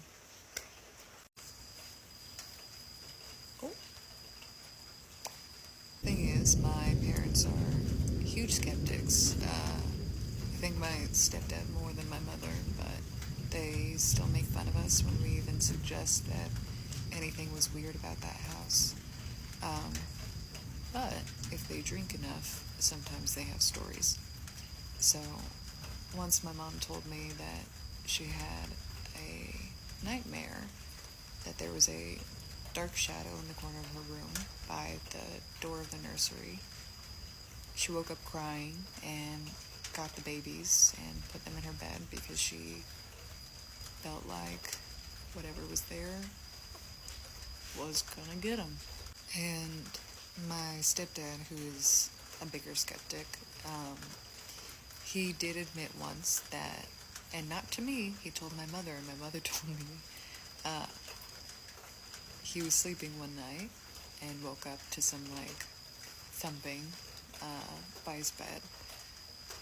And then he heard his name called from under the bed, which is what I had been experiencing for years. And I guess he just rolled over and went back to sleep, but he had to wake up super early for work, like 4:30 in the morning, so my mom had this big, like, blackout soundproof curtain in front of the bathroom so that he wouldn't wake her when he was getting ready. And one morning she wakes up and looks at her phone because she hears whispering in the bathroom.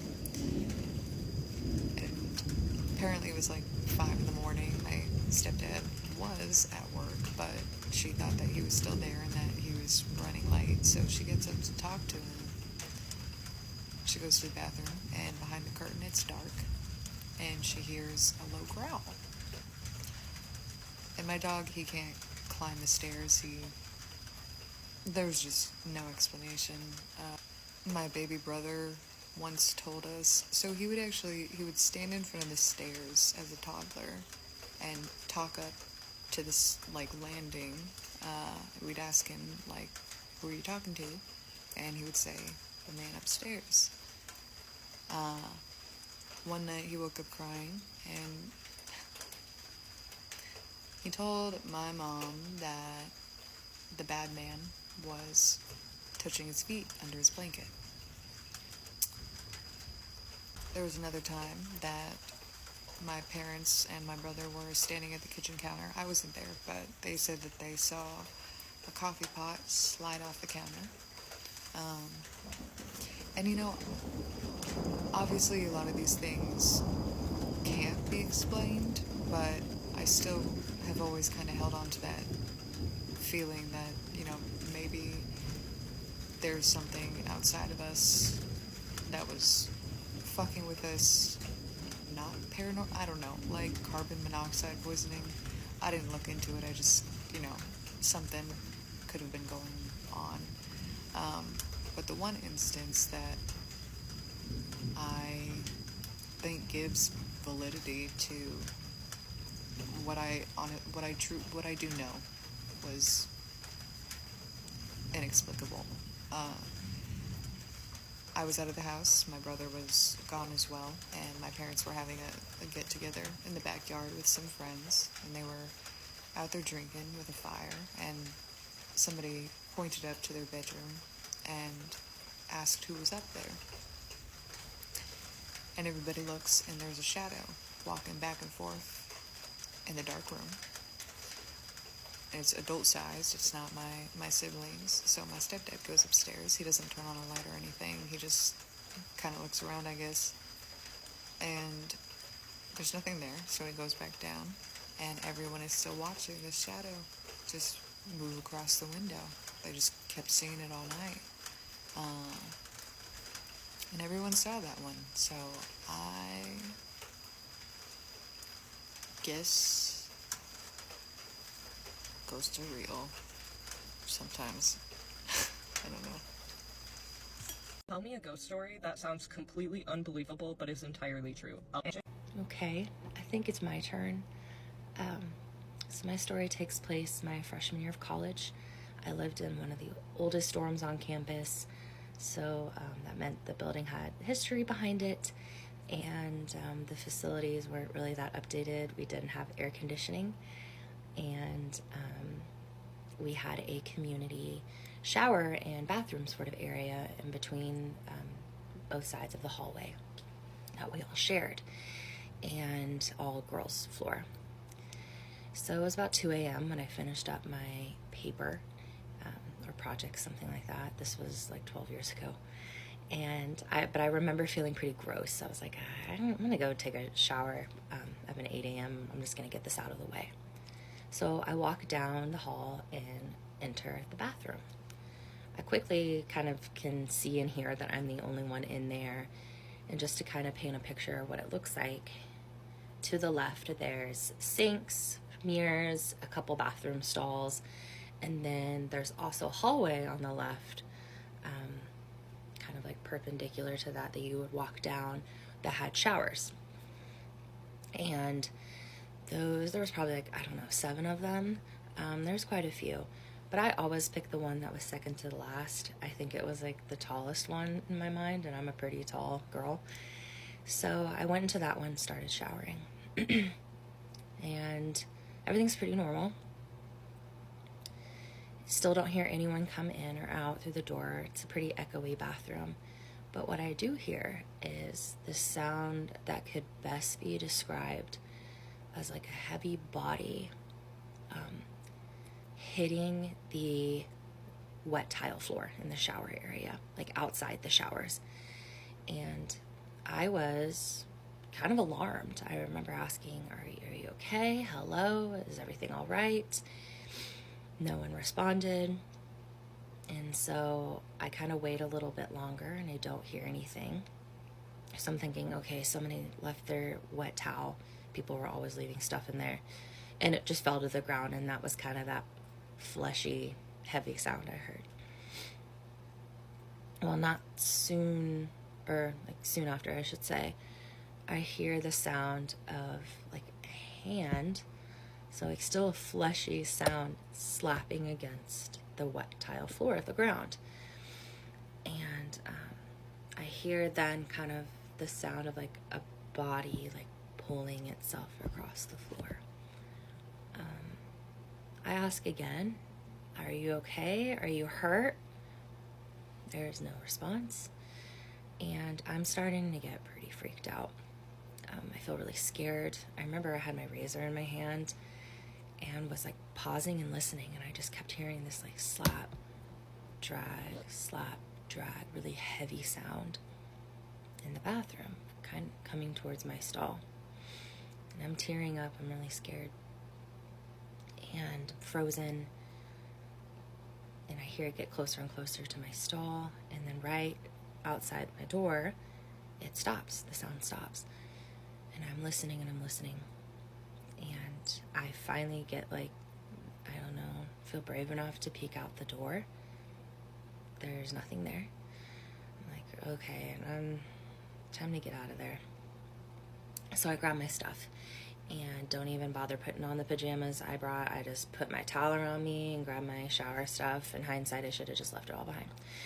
But I think one more time, like I couldn't have it on my conscience that if somebody was hurt, that I left them there. So the last thing I decided to do was kind of open each shower door and make sure that no one had fallen in their shower.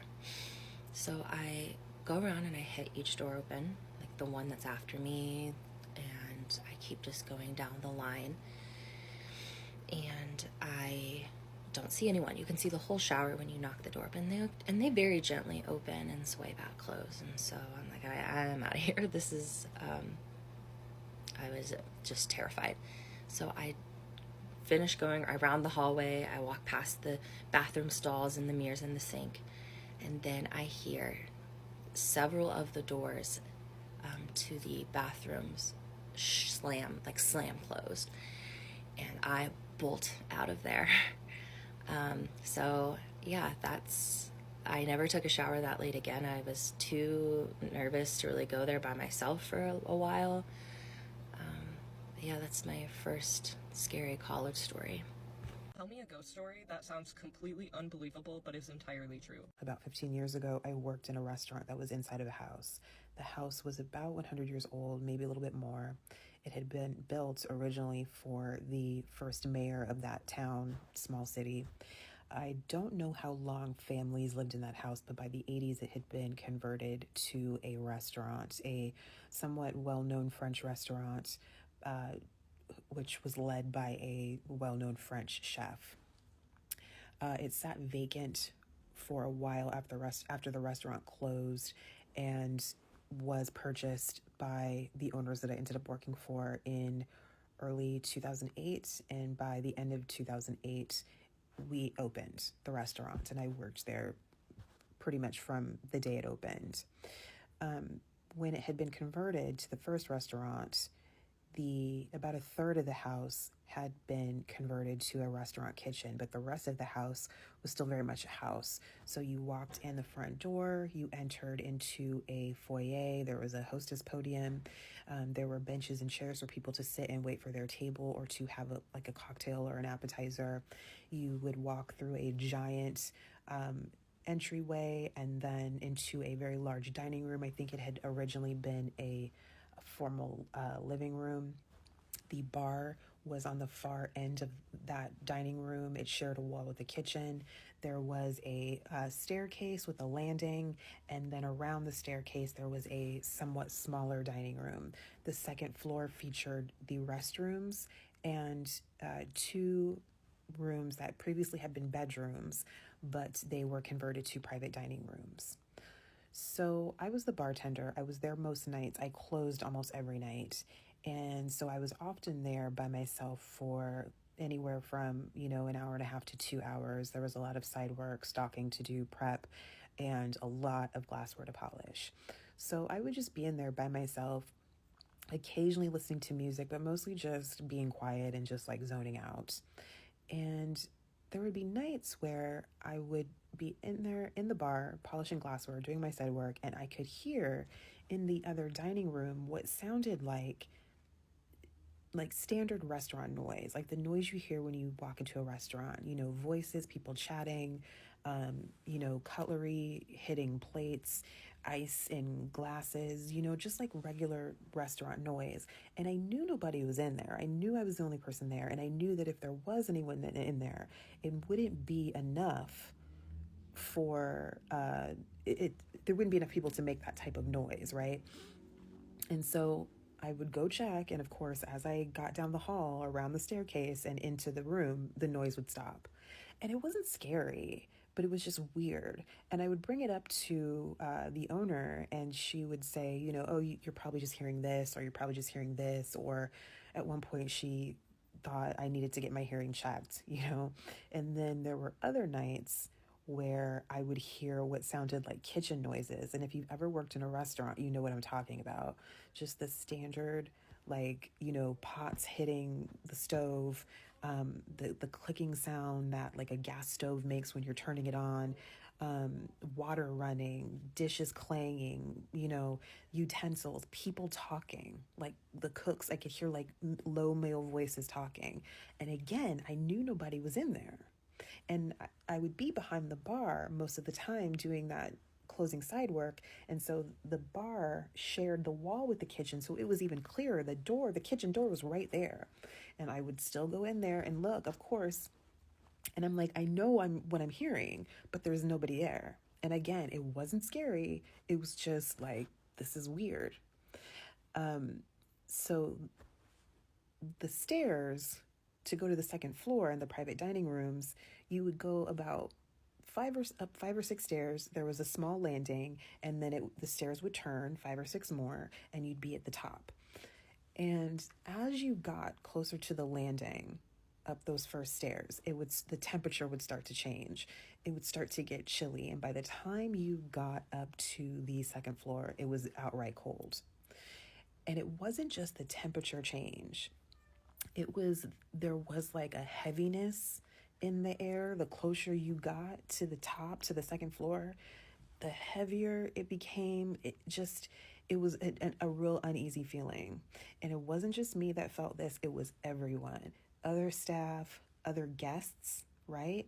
At first, when we first opened in that first month or two, the owners just kept trying to figure out if like the heating was broken. I mean, again, it was a large old house. So they were like, it's just the heat, it's this and this and this. And eventually there was just no other answers. It was that something was going on. Nobody wanted to go to the bathroom because it was up there.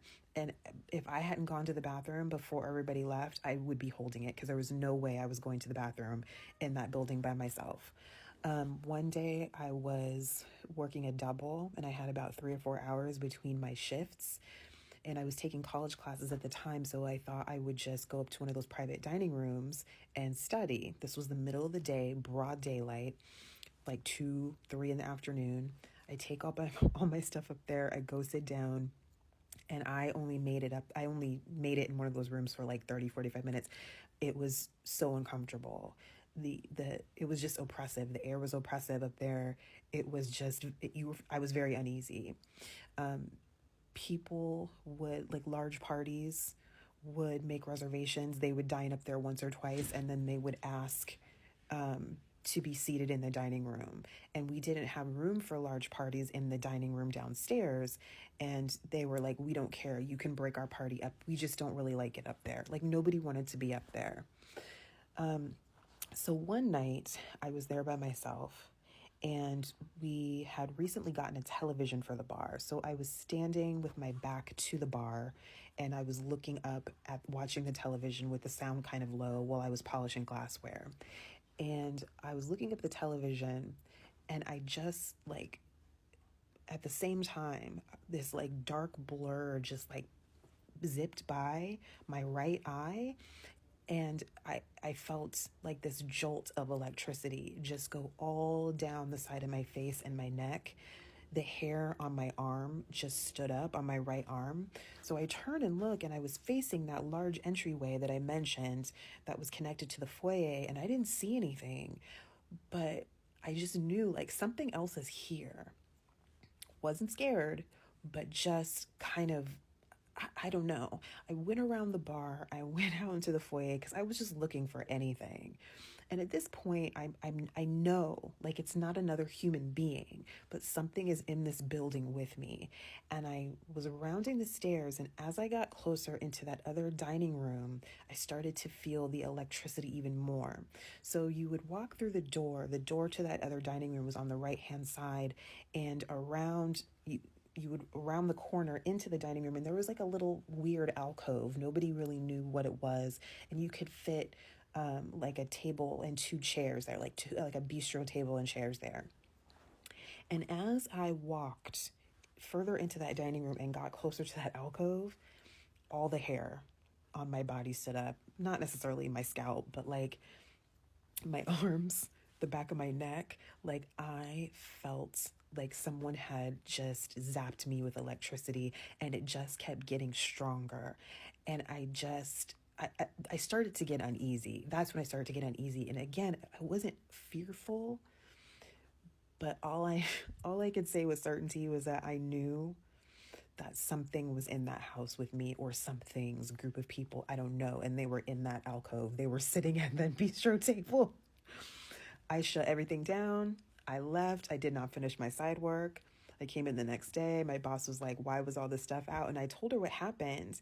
And she was just like, yeah, you know, there's been some stories about this house. And I'm like, oh, so now you tell us like all this stuff about me hearing things and saying, and you're trying to make it seem like I'm crazy. Anyway, long story short, that experience changed my entire perspective on what I think quote unquote ghosts are. I don't necessarily believe in ghosts as ghosts. After that day, I no longer believed in like transparent figures floating around a house. You know what I mean? It's energy. It is just straight up energy. And that is absolutely what I felt that day. Okay, I think everyone that knows me knows that I have to hop on this trend. So just to preface this, I am actually a retired Ghostbuster. I filmed a couple episodes of an actual ghost hunting show. So I've had some crazy things happen to me during filming, but the craziest thing happened to me after filming. So one of the places we went to is one of the most haunted bars in America, which is actually now being torn down, which it absolutely should be. So going into it, I actually wasn't that nervous because I was like, it's a bar. Been to plenty of them. I'll feel right at home. And prior to this, we had filmed like a month before at one of the most haunted hospitals in America. Going into that, I was terrified because of the history behind it and how massive the place was. And we film at night every time. So like we would film from like 9 p.m. to like 5 a.m. But I actually left that hospital with a good feeling. Like that place was not evil. I did not feel scared being in there or leaving after. This bar was evil. So one of the points of the show, like one of the biggest parts of the show, is that you have to go in by yourself and film a little bit. So completely by yourself in these haunted places, middle of the night. So I filmed twice by myself in this bar. The first night I filmed upstairs, which was like the actual bar area. And then the second night I filmed downstairs, which was in the basement. So the first night, some weird shit happened, but it is what it is. Like it freaked me out, but it didn't send chills down my spine like the second night did. The second night, I am sitting in this pitch black basement completely by myself. It's just me sitting in a chair, middle of the basement with my camera propped on a table in front of me. We had equipment set up like in different areas of the bar and in the basement. So I'm sitting there in the pitch black by myself. All of a sudden I hear in one of the rooms, like way back in the other side of the basement, I hear one of our motion sensors go off and it just like beeps. And that means that something is walking in front of it, like spiritually. So I'm sitting there, pitch black silence. I hear that beeping behind me. Already freaked out, but not even scared. There was just something that came over me that was like, you need to leave. You should not be here. You need to leave. I kept trying to fight that because I was like, I need to film. I need to be here. And then all of a sudden, I feel a hand on my lower back pushing me forward. Like not hard. It was like a gentle push on my lower back. And forward, like the direction it was pushing me happened to be the exit. The door to the outside was like on the other side of the basement, straight ahead in front of me. And that's the direction that the hand was pushing me. But like I said, it was a very gentle push. It wasn't like an aggressive push. It felt very gentle. And that was enough for me to be like, I'm gonna get out of here. So I walk out and I just burst into tears. I can't explain it. I burst into tears. I was so overwhelmed. I just felt so heavy. I felt like whatever was in that basement did not want me to be there, and that something else was telling me to leave. So that happens, which is crazy and scary enough. But the craziest thing happens that night when I already leave. I get back to my apartment in Nashville, which is like 4 hours away. I drive back to Nashville, get back to my apartment, and I go to bed. I wake up in the middle of the night. I would say probably like 2 or 3 a.m. I'm not entirely sure. And I see a hand coming through my wall. It was like a grayish blue hand, I'd say from like the wrist up, reaching through my wall. It just literally looked like it was desperately trying to get through my wall. And I froze. I remember thinking like, am I just half asleep? Like, what am I seeing right now? But I blinked a couple times and it didn't go away. So for reference, like, this is my bed. Hi, Bodhi. This is my bed. That's the wall. And I didn't have those pictures at the time, so it was just like an empty wall. The hand was reaching through. So I'm just frozen in fear at this point, and I'm staring at it. I didn't even want to close my eyes because I was so afraid of what would happen if I closed my eyes. So I'm staring at it, but then I just kind of like looked down. I didn't want to look directly at it, so I just kind of looked down. And for about 20 or 30 seconds, just I can see it reaching through, trying to reach through. Until finally I can just see it all of a sudden be pulled back into the wall, and it's gone forever. Never saw it again, never felt it again. I didn't even feel the heaviness that I was feeling anymore. The only thing I can think of is there was something protecting me when I was in that basement, telling me to leave. And then there was something protecting me from whatever might have attached to me that took it away when I came home. So thank you to whoever, whatever that is. I appreciate you and I love you. And stay out of haunted bars. You don't need to be in them. Bodhi says so. Tell me a ghost story that sounds completely unbelievable but is entirely true. Okay, so the story I'm about to tell is why I will never touch a Ouija board. When I was in elementary school, I went to a friend's sleepover party for her birthday. It was me, her, a few of our mutual friends, and a few of her friends who I didn't know personally.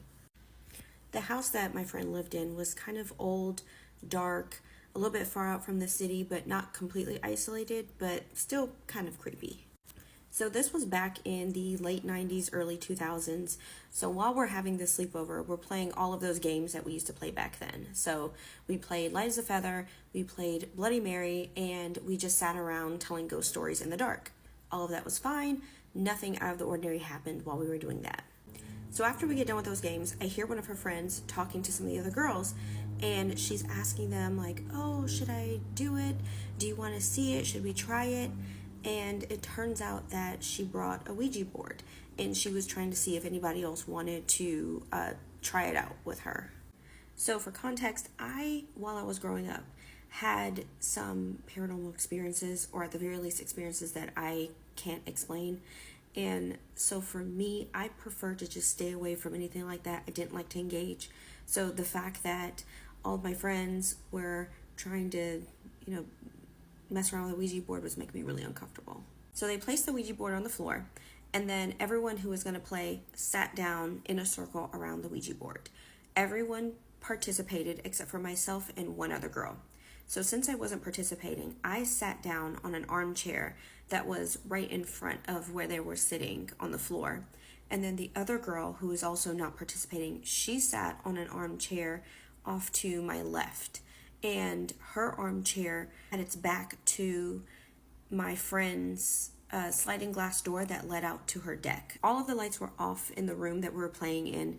Pretty much all the lights, in that entire floor were off. The only thing that was on was the TV, and the TV was on just in the background on mute, and everything else, again, was just pitch black dark. So the girls who were playing start asking it questions, like silly stuff, like, oh, who am I gonna marry? Am I gonna be rich? Stuff like that. So everything was going fine.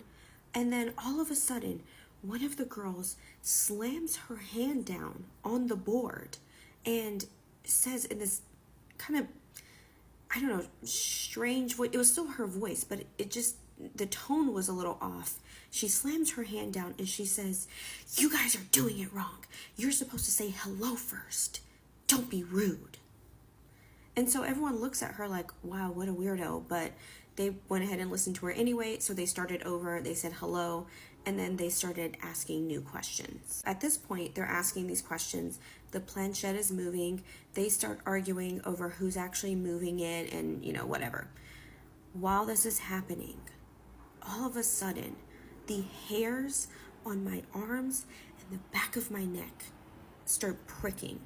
And I look up at where the TV is. Next to the TV, off to the right, was a hallway. The hallway was dark because, again, all the lights are off. The hallway is dark, but the entrance to the hallway is right next to the TV.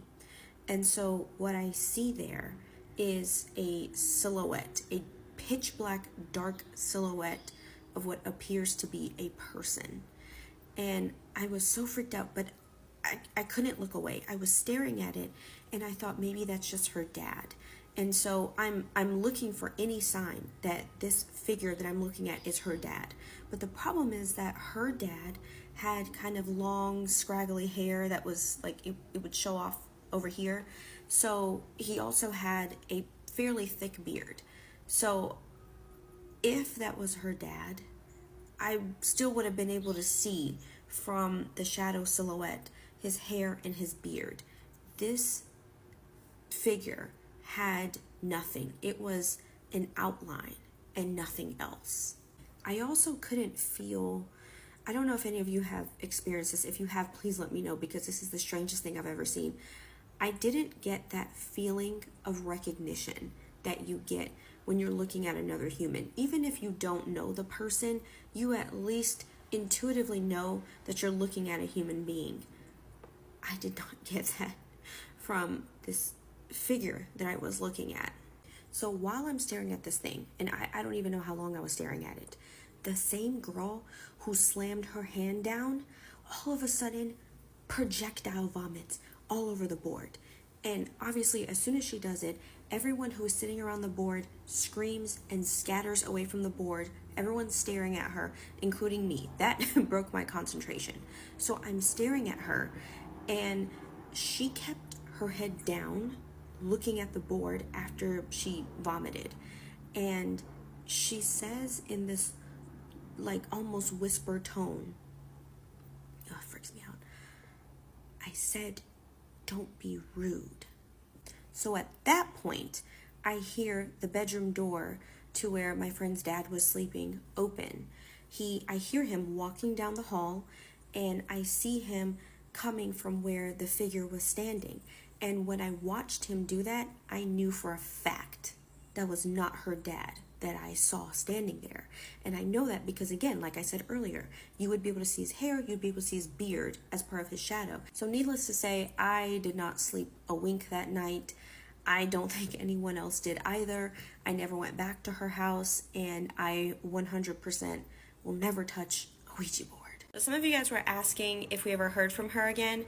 The short answer is yes, we did.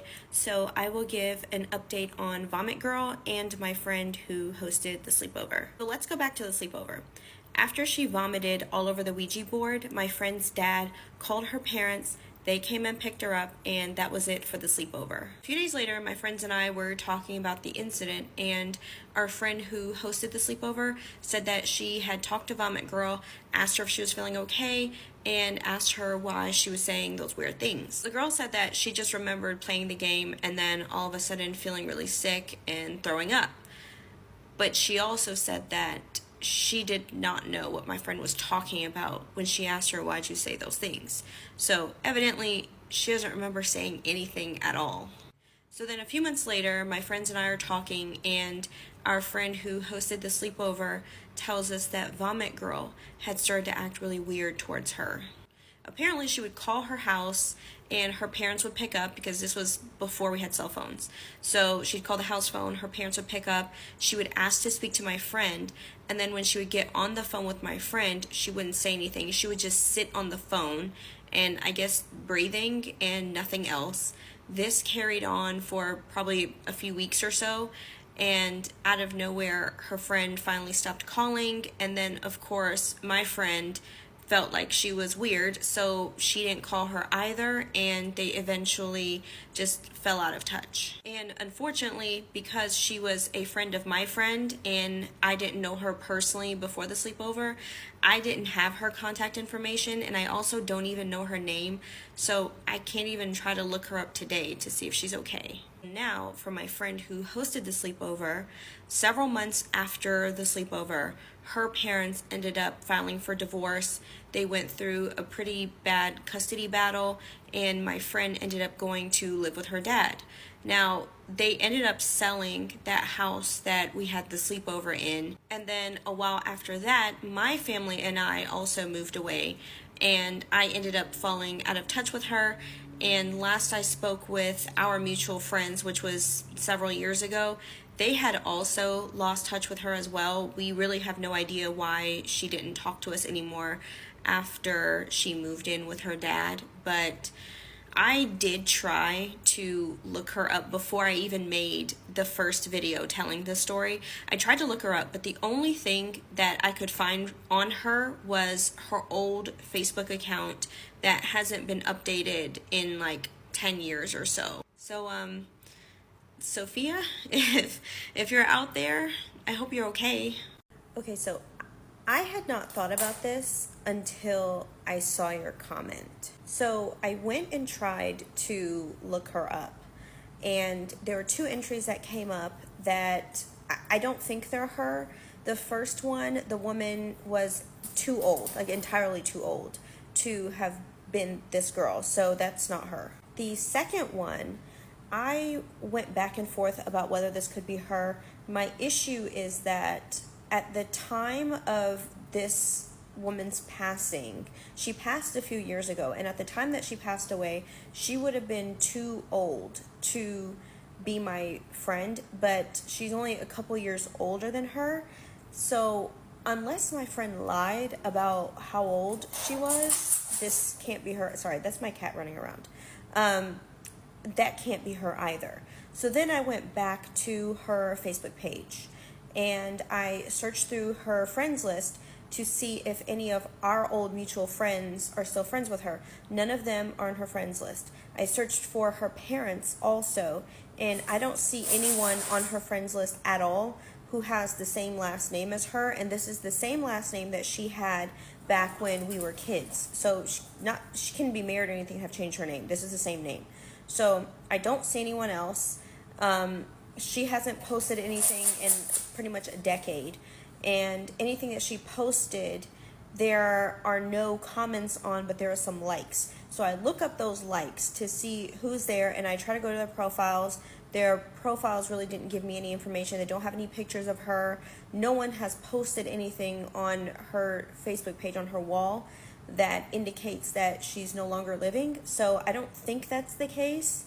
But also, she and I are not Facebook friends, so I don't know if I'm even able to see her entire wall is part of the problem.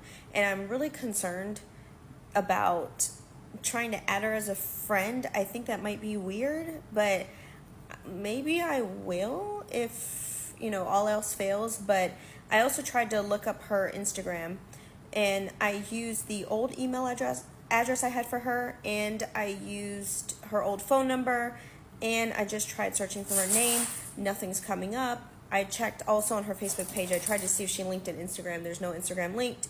So I also tried looking her up on TikTok. I tried a reverse search of her email address to see if I could find a current address that was linked to her. And the only, and I tried her phone number. Again, the reverse search to see if there's a new address.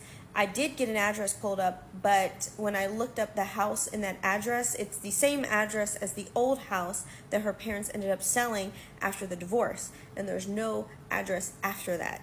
So at this point, I'm kind of stuck, and I'm thinking that maybe she's just a really private person who doesn't want to be found, and so I don't want to give out any of her personal information, because if that is the case, I don't want to violate that for her. So I don't know if there are any other private means that you guys can think of that I could try searching for her just to at least know that she's okay, besides sending her a friend request? Because I actually remember sending her a friend request a few years after all this stuff happened, and she never accepted it. So I don't know, maybe she just didn't want anything to do with us anymore and there's really nothing to look for. I'm not sure.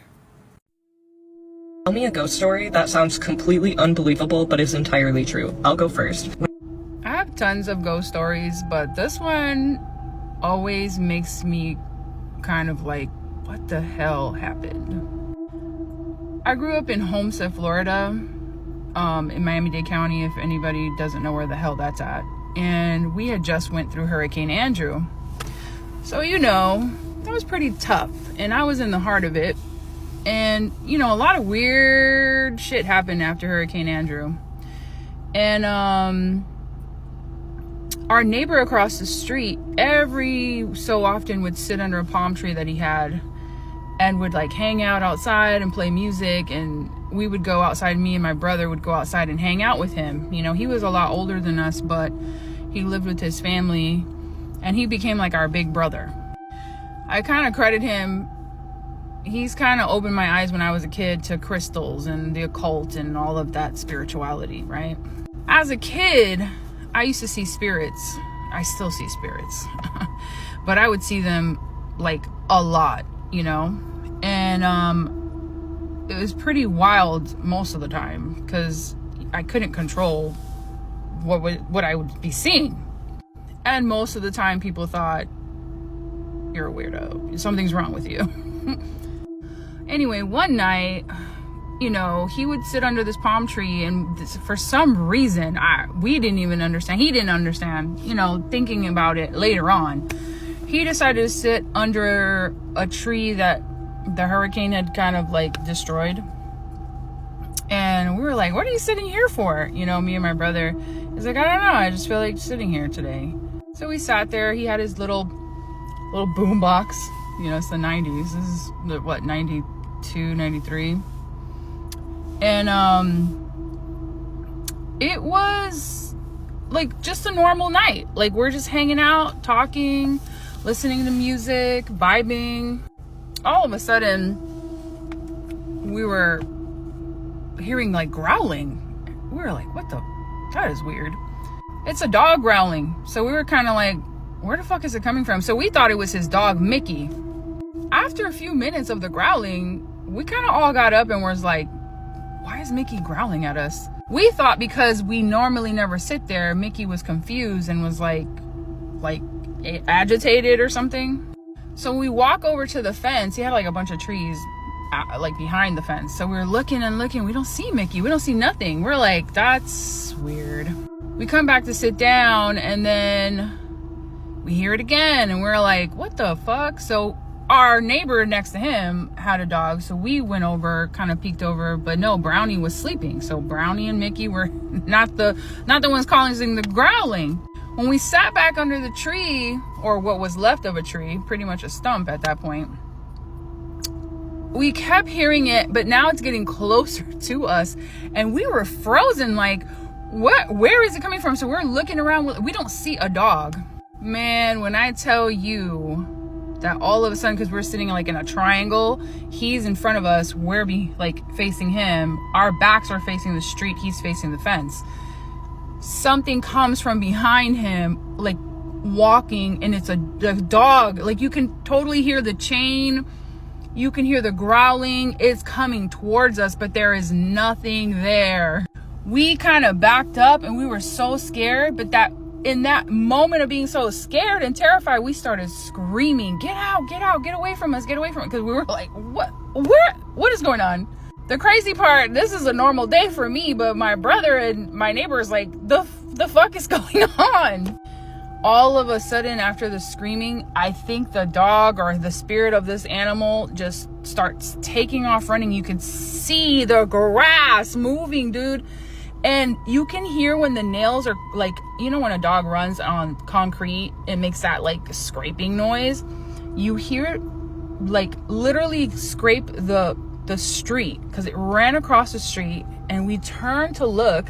When we look, the house behind us, the fence opens wide, as if somebody called the dog to come back to the back of the fence, right, the backyard, and it closes, and like, that was it.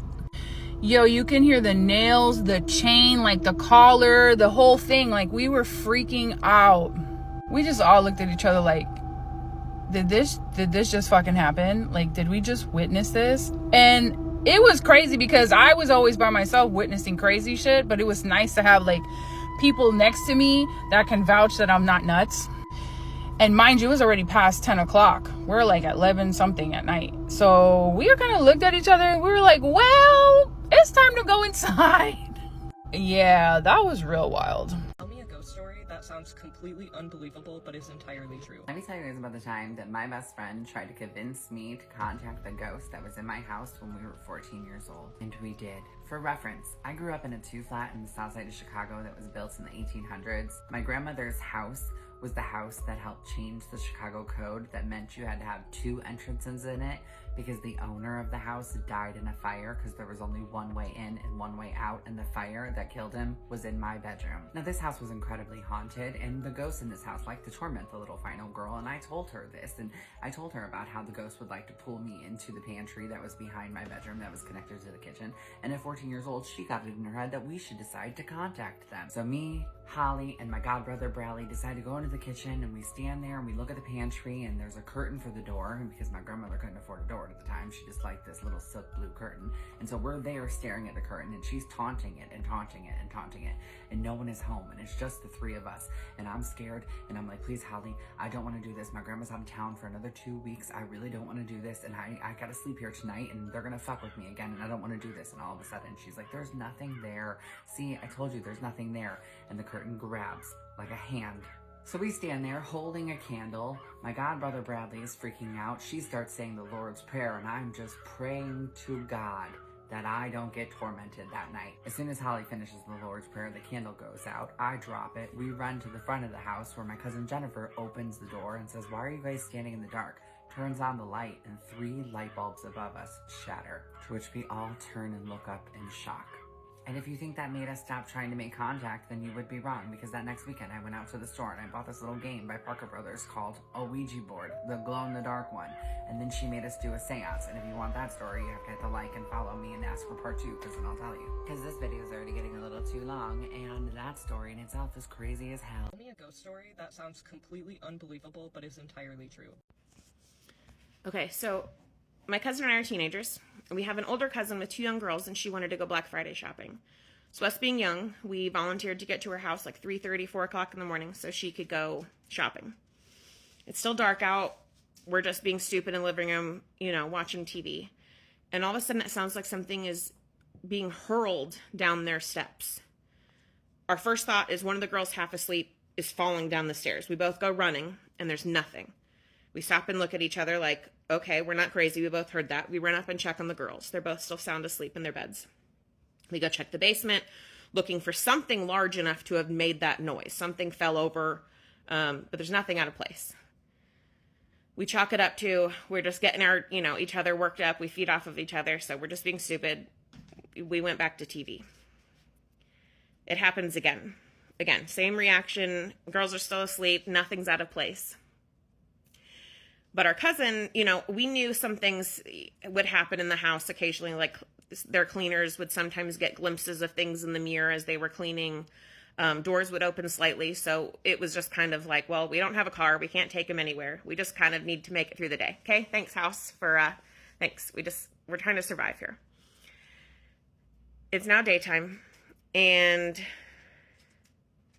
we're upstairs in the girls' room playing Barbies, and the remote control car starts moving on its own, like very strangely. All of us look like someone's sitting on the remote something. The remote's across the room. And the girls started kind of getting a little freaked out, and I'm like, it's fine. It's just running out of batteries. I flip it over, I turn it off. It starts moving again. Okay, time to move the party downstairs. We get everything closed up, we go downstairs, but their hallway is a long, banister that overlooks the living room down below it. So you can still see like all the hallway doors. And they have a night light with a motion sensor on it plugged into the hallway upstairs. And it starts going off like someone is walking in front of it. And then it sounds like someone is running, like pounding their feet as hard as possible back and forth in the hallway. And the light is going crazy. We go upstairs to investigate. As soon as my foot hits the top step, my nose starts pouring blood, like a faucet turned on. Every single door upstairs was open by this much. Every single one. And I know for a fact I closed them because those creepy toys were not about to follow me downstairs. We go downstairs. I turn off the TV so we can hear everything better. My cousin screams. She saw a man's reflection in the TV standing in the office door behind us. We immediately go investigate. Nothing in the house. All the doors are still locked. If there was someone just standing behind us, obviously we reacted quickly enough. We would have seen if it was an actual person, right? We go into the kitchen to kind of game plan, like away from the kids. I turn around and my cousin is holding a knife. And I'm like, well, what's the plan here? What are you going to do with that? Because it's definitely not human. So at this point I call my mom. We're both freaking out, talking a mile per minute. And my mom's like, hang on. What's the dog freaking out about? And I'm like, what are you talking about? She's like, their dog's barking at something. Like, what's the dog barking at? The dog had died 2 months before. Thanks, Mom. Thanks. That was the least helpful thing you could have possibly said. So I hang up from my mom. And it's getting towards the tail end. We're getting ready to be able to leave. But we got on the karaoke machine and we're just trying to like make it silly, fun songs, like still trying not to completely traumatize our cousins who are blissfully unaware of what is happening. And we start singing like, go away, you're not welcome, please leave us alone. And it did stop. And yeah, we didn't babysit for them again, at least in that house. Yeah, that was definitely the most active spirit I have ever encountered. When my cousin got home, we told her what had happened, and she finally explained all of her experiences as well in the house. And I think it may have been built on some burial grounds, so that explains a lot. Definitely glad they moved. And you had also said you thought maybe I was an amplifier, and I don't know what that is, but I did recently learn about being a slider person, which would explain why I affect electronics, like they glitch, malfunction, TV remote won't work till I hand it to my husband, happens daily. And it was explained as having like a higher energetic field, so I would not be surprised if, that bleeds into other areas, like especially the spiritual realm. So I'll definitely have to look into that. My next story, however, takes place in Las Vegas. It was our first time there. We went in blind, didn't know anything about the hotels. We got a good deal and decided to stay at the Luxor. We get there super late. We're in the bathroom getting ready for bed. And I already feel a presence with us, like it was immediate. And I can tell there's someone standing in the shower, and I tell my husband. And that's about as normal for me as like, hey, I'm going to go plug my phone in, as, hey, there's a spirit in the shower. And he's like, okay, cool. Tell him I said hi. Like, I don't think he fully believed me at that point because he had yet to have a paranormal experience. And so we went to bed, and he, of course, falls asleep in 2 seconds because, he's annoying that way. And I'm laying there, and for the first time ever, I see an animal spirit. There's a black cat jumping from chair to chair in, like, the living room section of the hotel room. Is jumping from the furniture. I have never seen an animal spirit before. I still, to this day, have not since. So I think that's why this story stands out so much to me. Like, it definitely isn't as active as the other, but it was more surprising to me, or it definitely felt new. So the cat is jumping around, and then I can suddenly tell that there are 3 people in the room with us. There's 2 females and a male. They're all dressed in like period type clothing, very old style. The women were like in these like longer white kind of like nightgowns, like frilly kind of stuff. The But the man, and they were kind of minding their own business. The females were like over by the main door. The man, however, was standing at the foot of my bed just watching me. I didn't feel any like fear. You know, he wasn't being malicious. I don't think he had any ill intent. But like, I can't sleep with a strange dude watching me. So you got to go. And I was just like, you know, hey, like, I know I came into your space. So like, I'm not telling you to leave, but like, you got to respect my boundaries. You got to give me some space. Like, I'm tired as hell. I need some sleep. At this point, my husband is awake because there was just a man standing at the foot of my bed. And he's like half awake, trying to understand my crazy. And I had asked them to give me space, and the three of them all walked into the bathroom. And I told my husband, I'm like, okay, they all went into the bathroom. Hopefully I'll be able to get some sleep if this stupid cat calms down. And he's like, yeah, okay, hopefully you'll get some sleep soon, whatever, half dead. And suddenly the shower completely turns on in the bathroom. And he went from being dead to the world to eyes wide open, and he just looked at me. And I said, you thought I was crazy, didn't you? And he did. And he went into the bathroom and had to fully turn the handle all the way down in the shower. And he walked out, and he has believed me ever since. They did leave me alone for the rest of the night. And I appreciated that. I looked up the history after we left, and I learned that the Luxor is like very, very haunted. I guess there were many deaths during the construction due to like its odd shape. And then even suicides after the construction. So I'm glad I didn't know that going in. But it was a nice surprise. So, yeah. Tell me a ghost story that sounds completely unbelievable but is entirely true. This is not so much ghost story as it is paranormal. And is it really paranormal or just something going on with my own mind?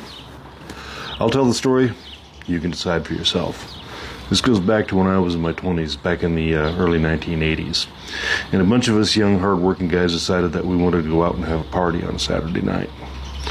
Now, we were a pretty responsible group of guys, so we picked out ourselves a designated driver, and we set it up so that he'd take care of everything, and the rest of us were good to go. So we went down to our bar, and we proceeded to do just that. Well, pretty deep into the party, there was an emergency call came into the bar, and our designated driver had to leave. It was a serious emergency. I don't remember what, but there was no getting around it. So he had to leave, which left the rest of us in a pretty stuck position, because this was before there was Uber, and in this particularly rural town that I was in, there was no taxi service. So some of the guys were able to find their way home, me not so much.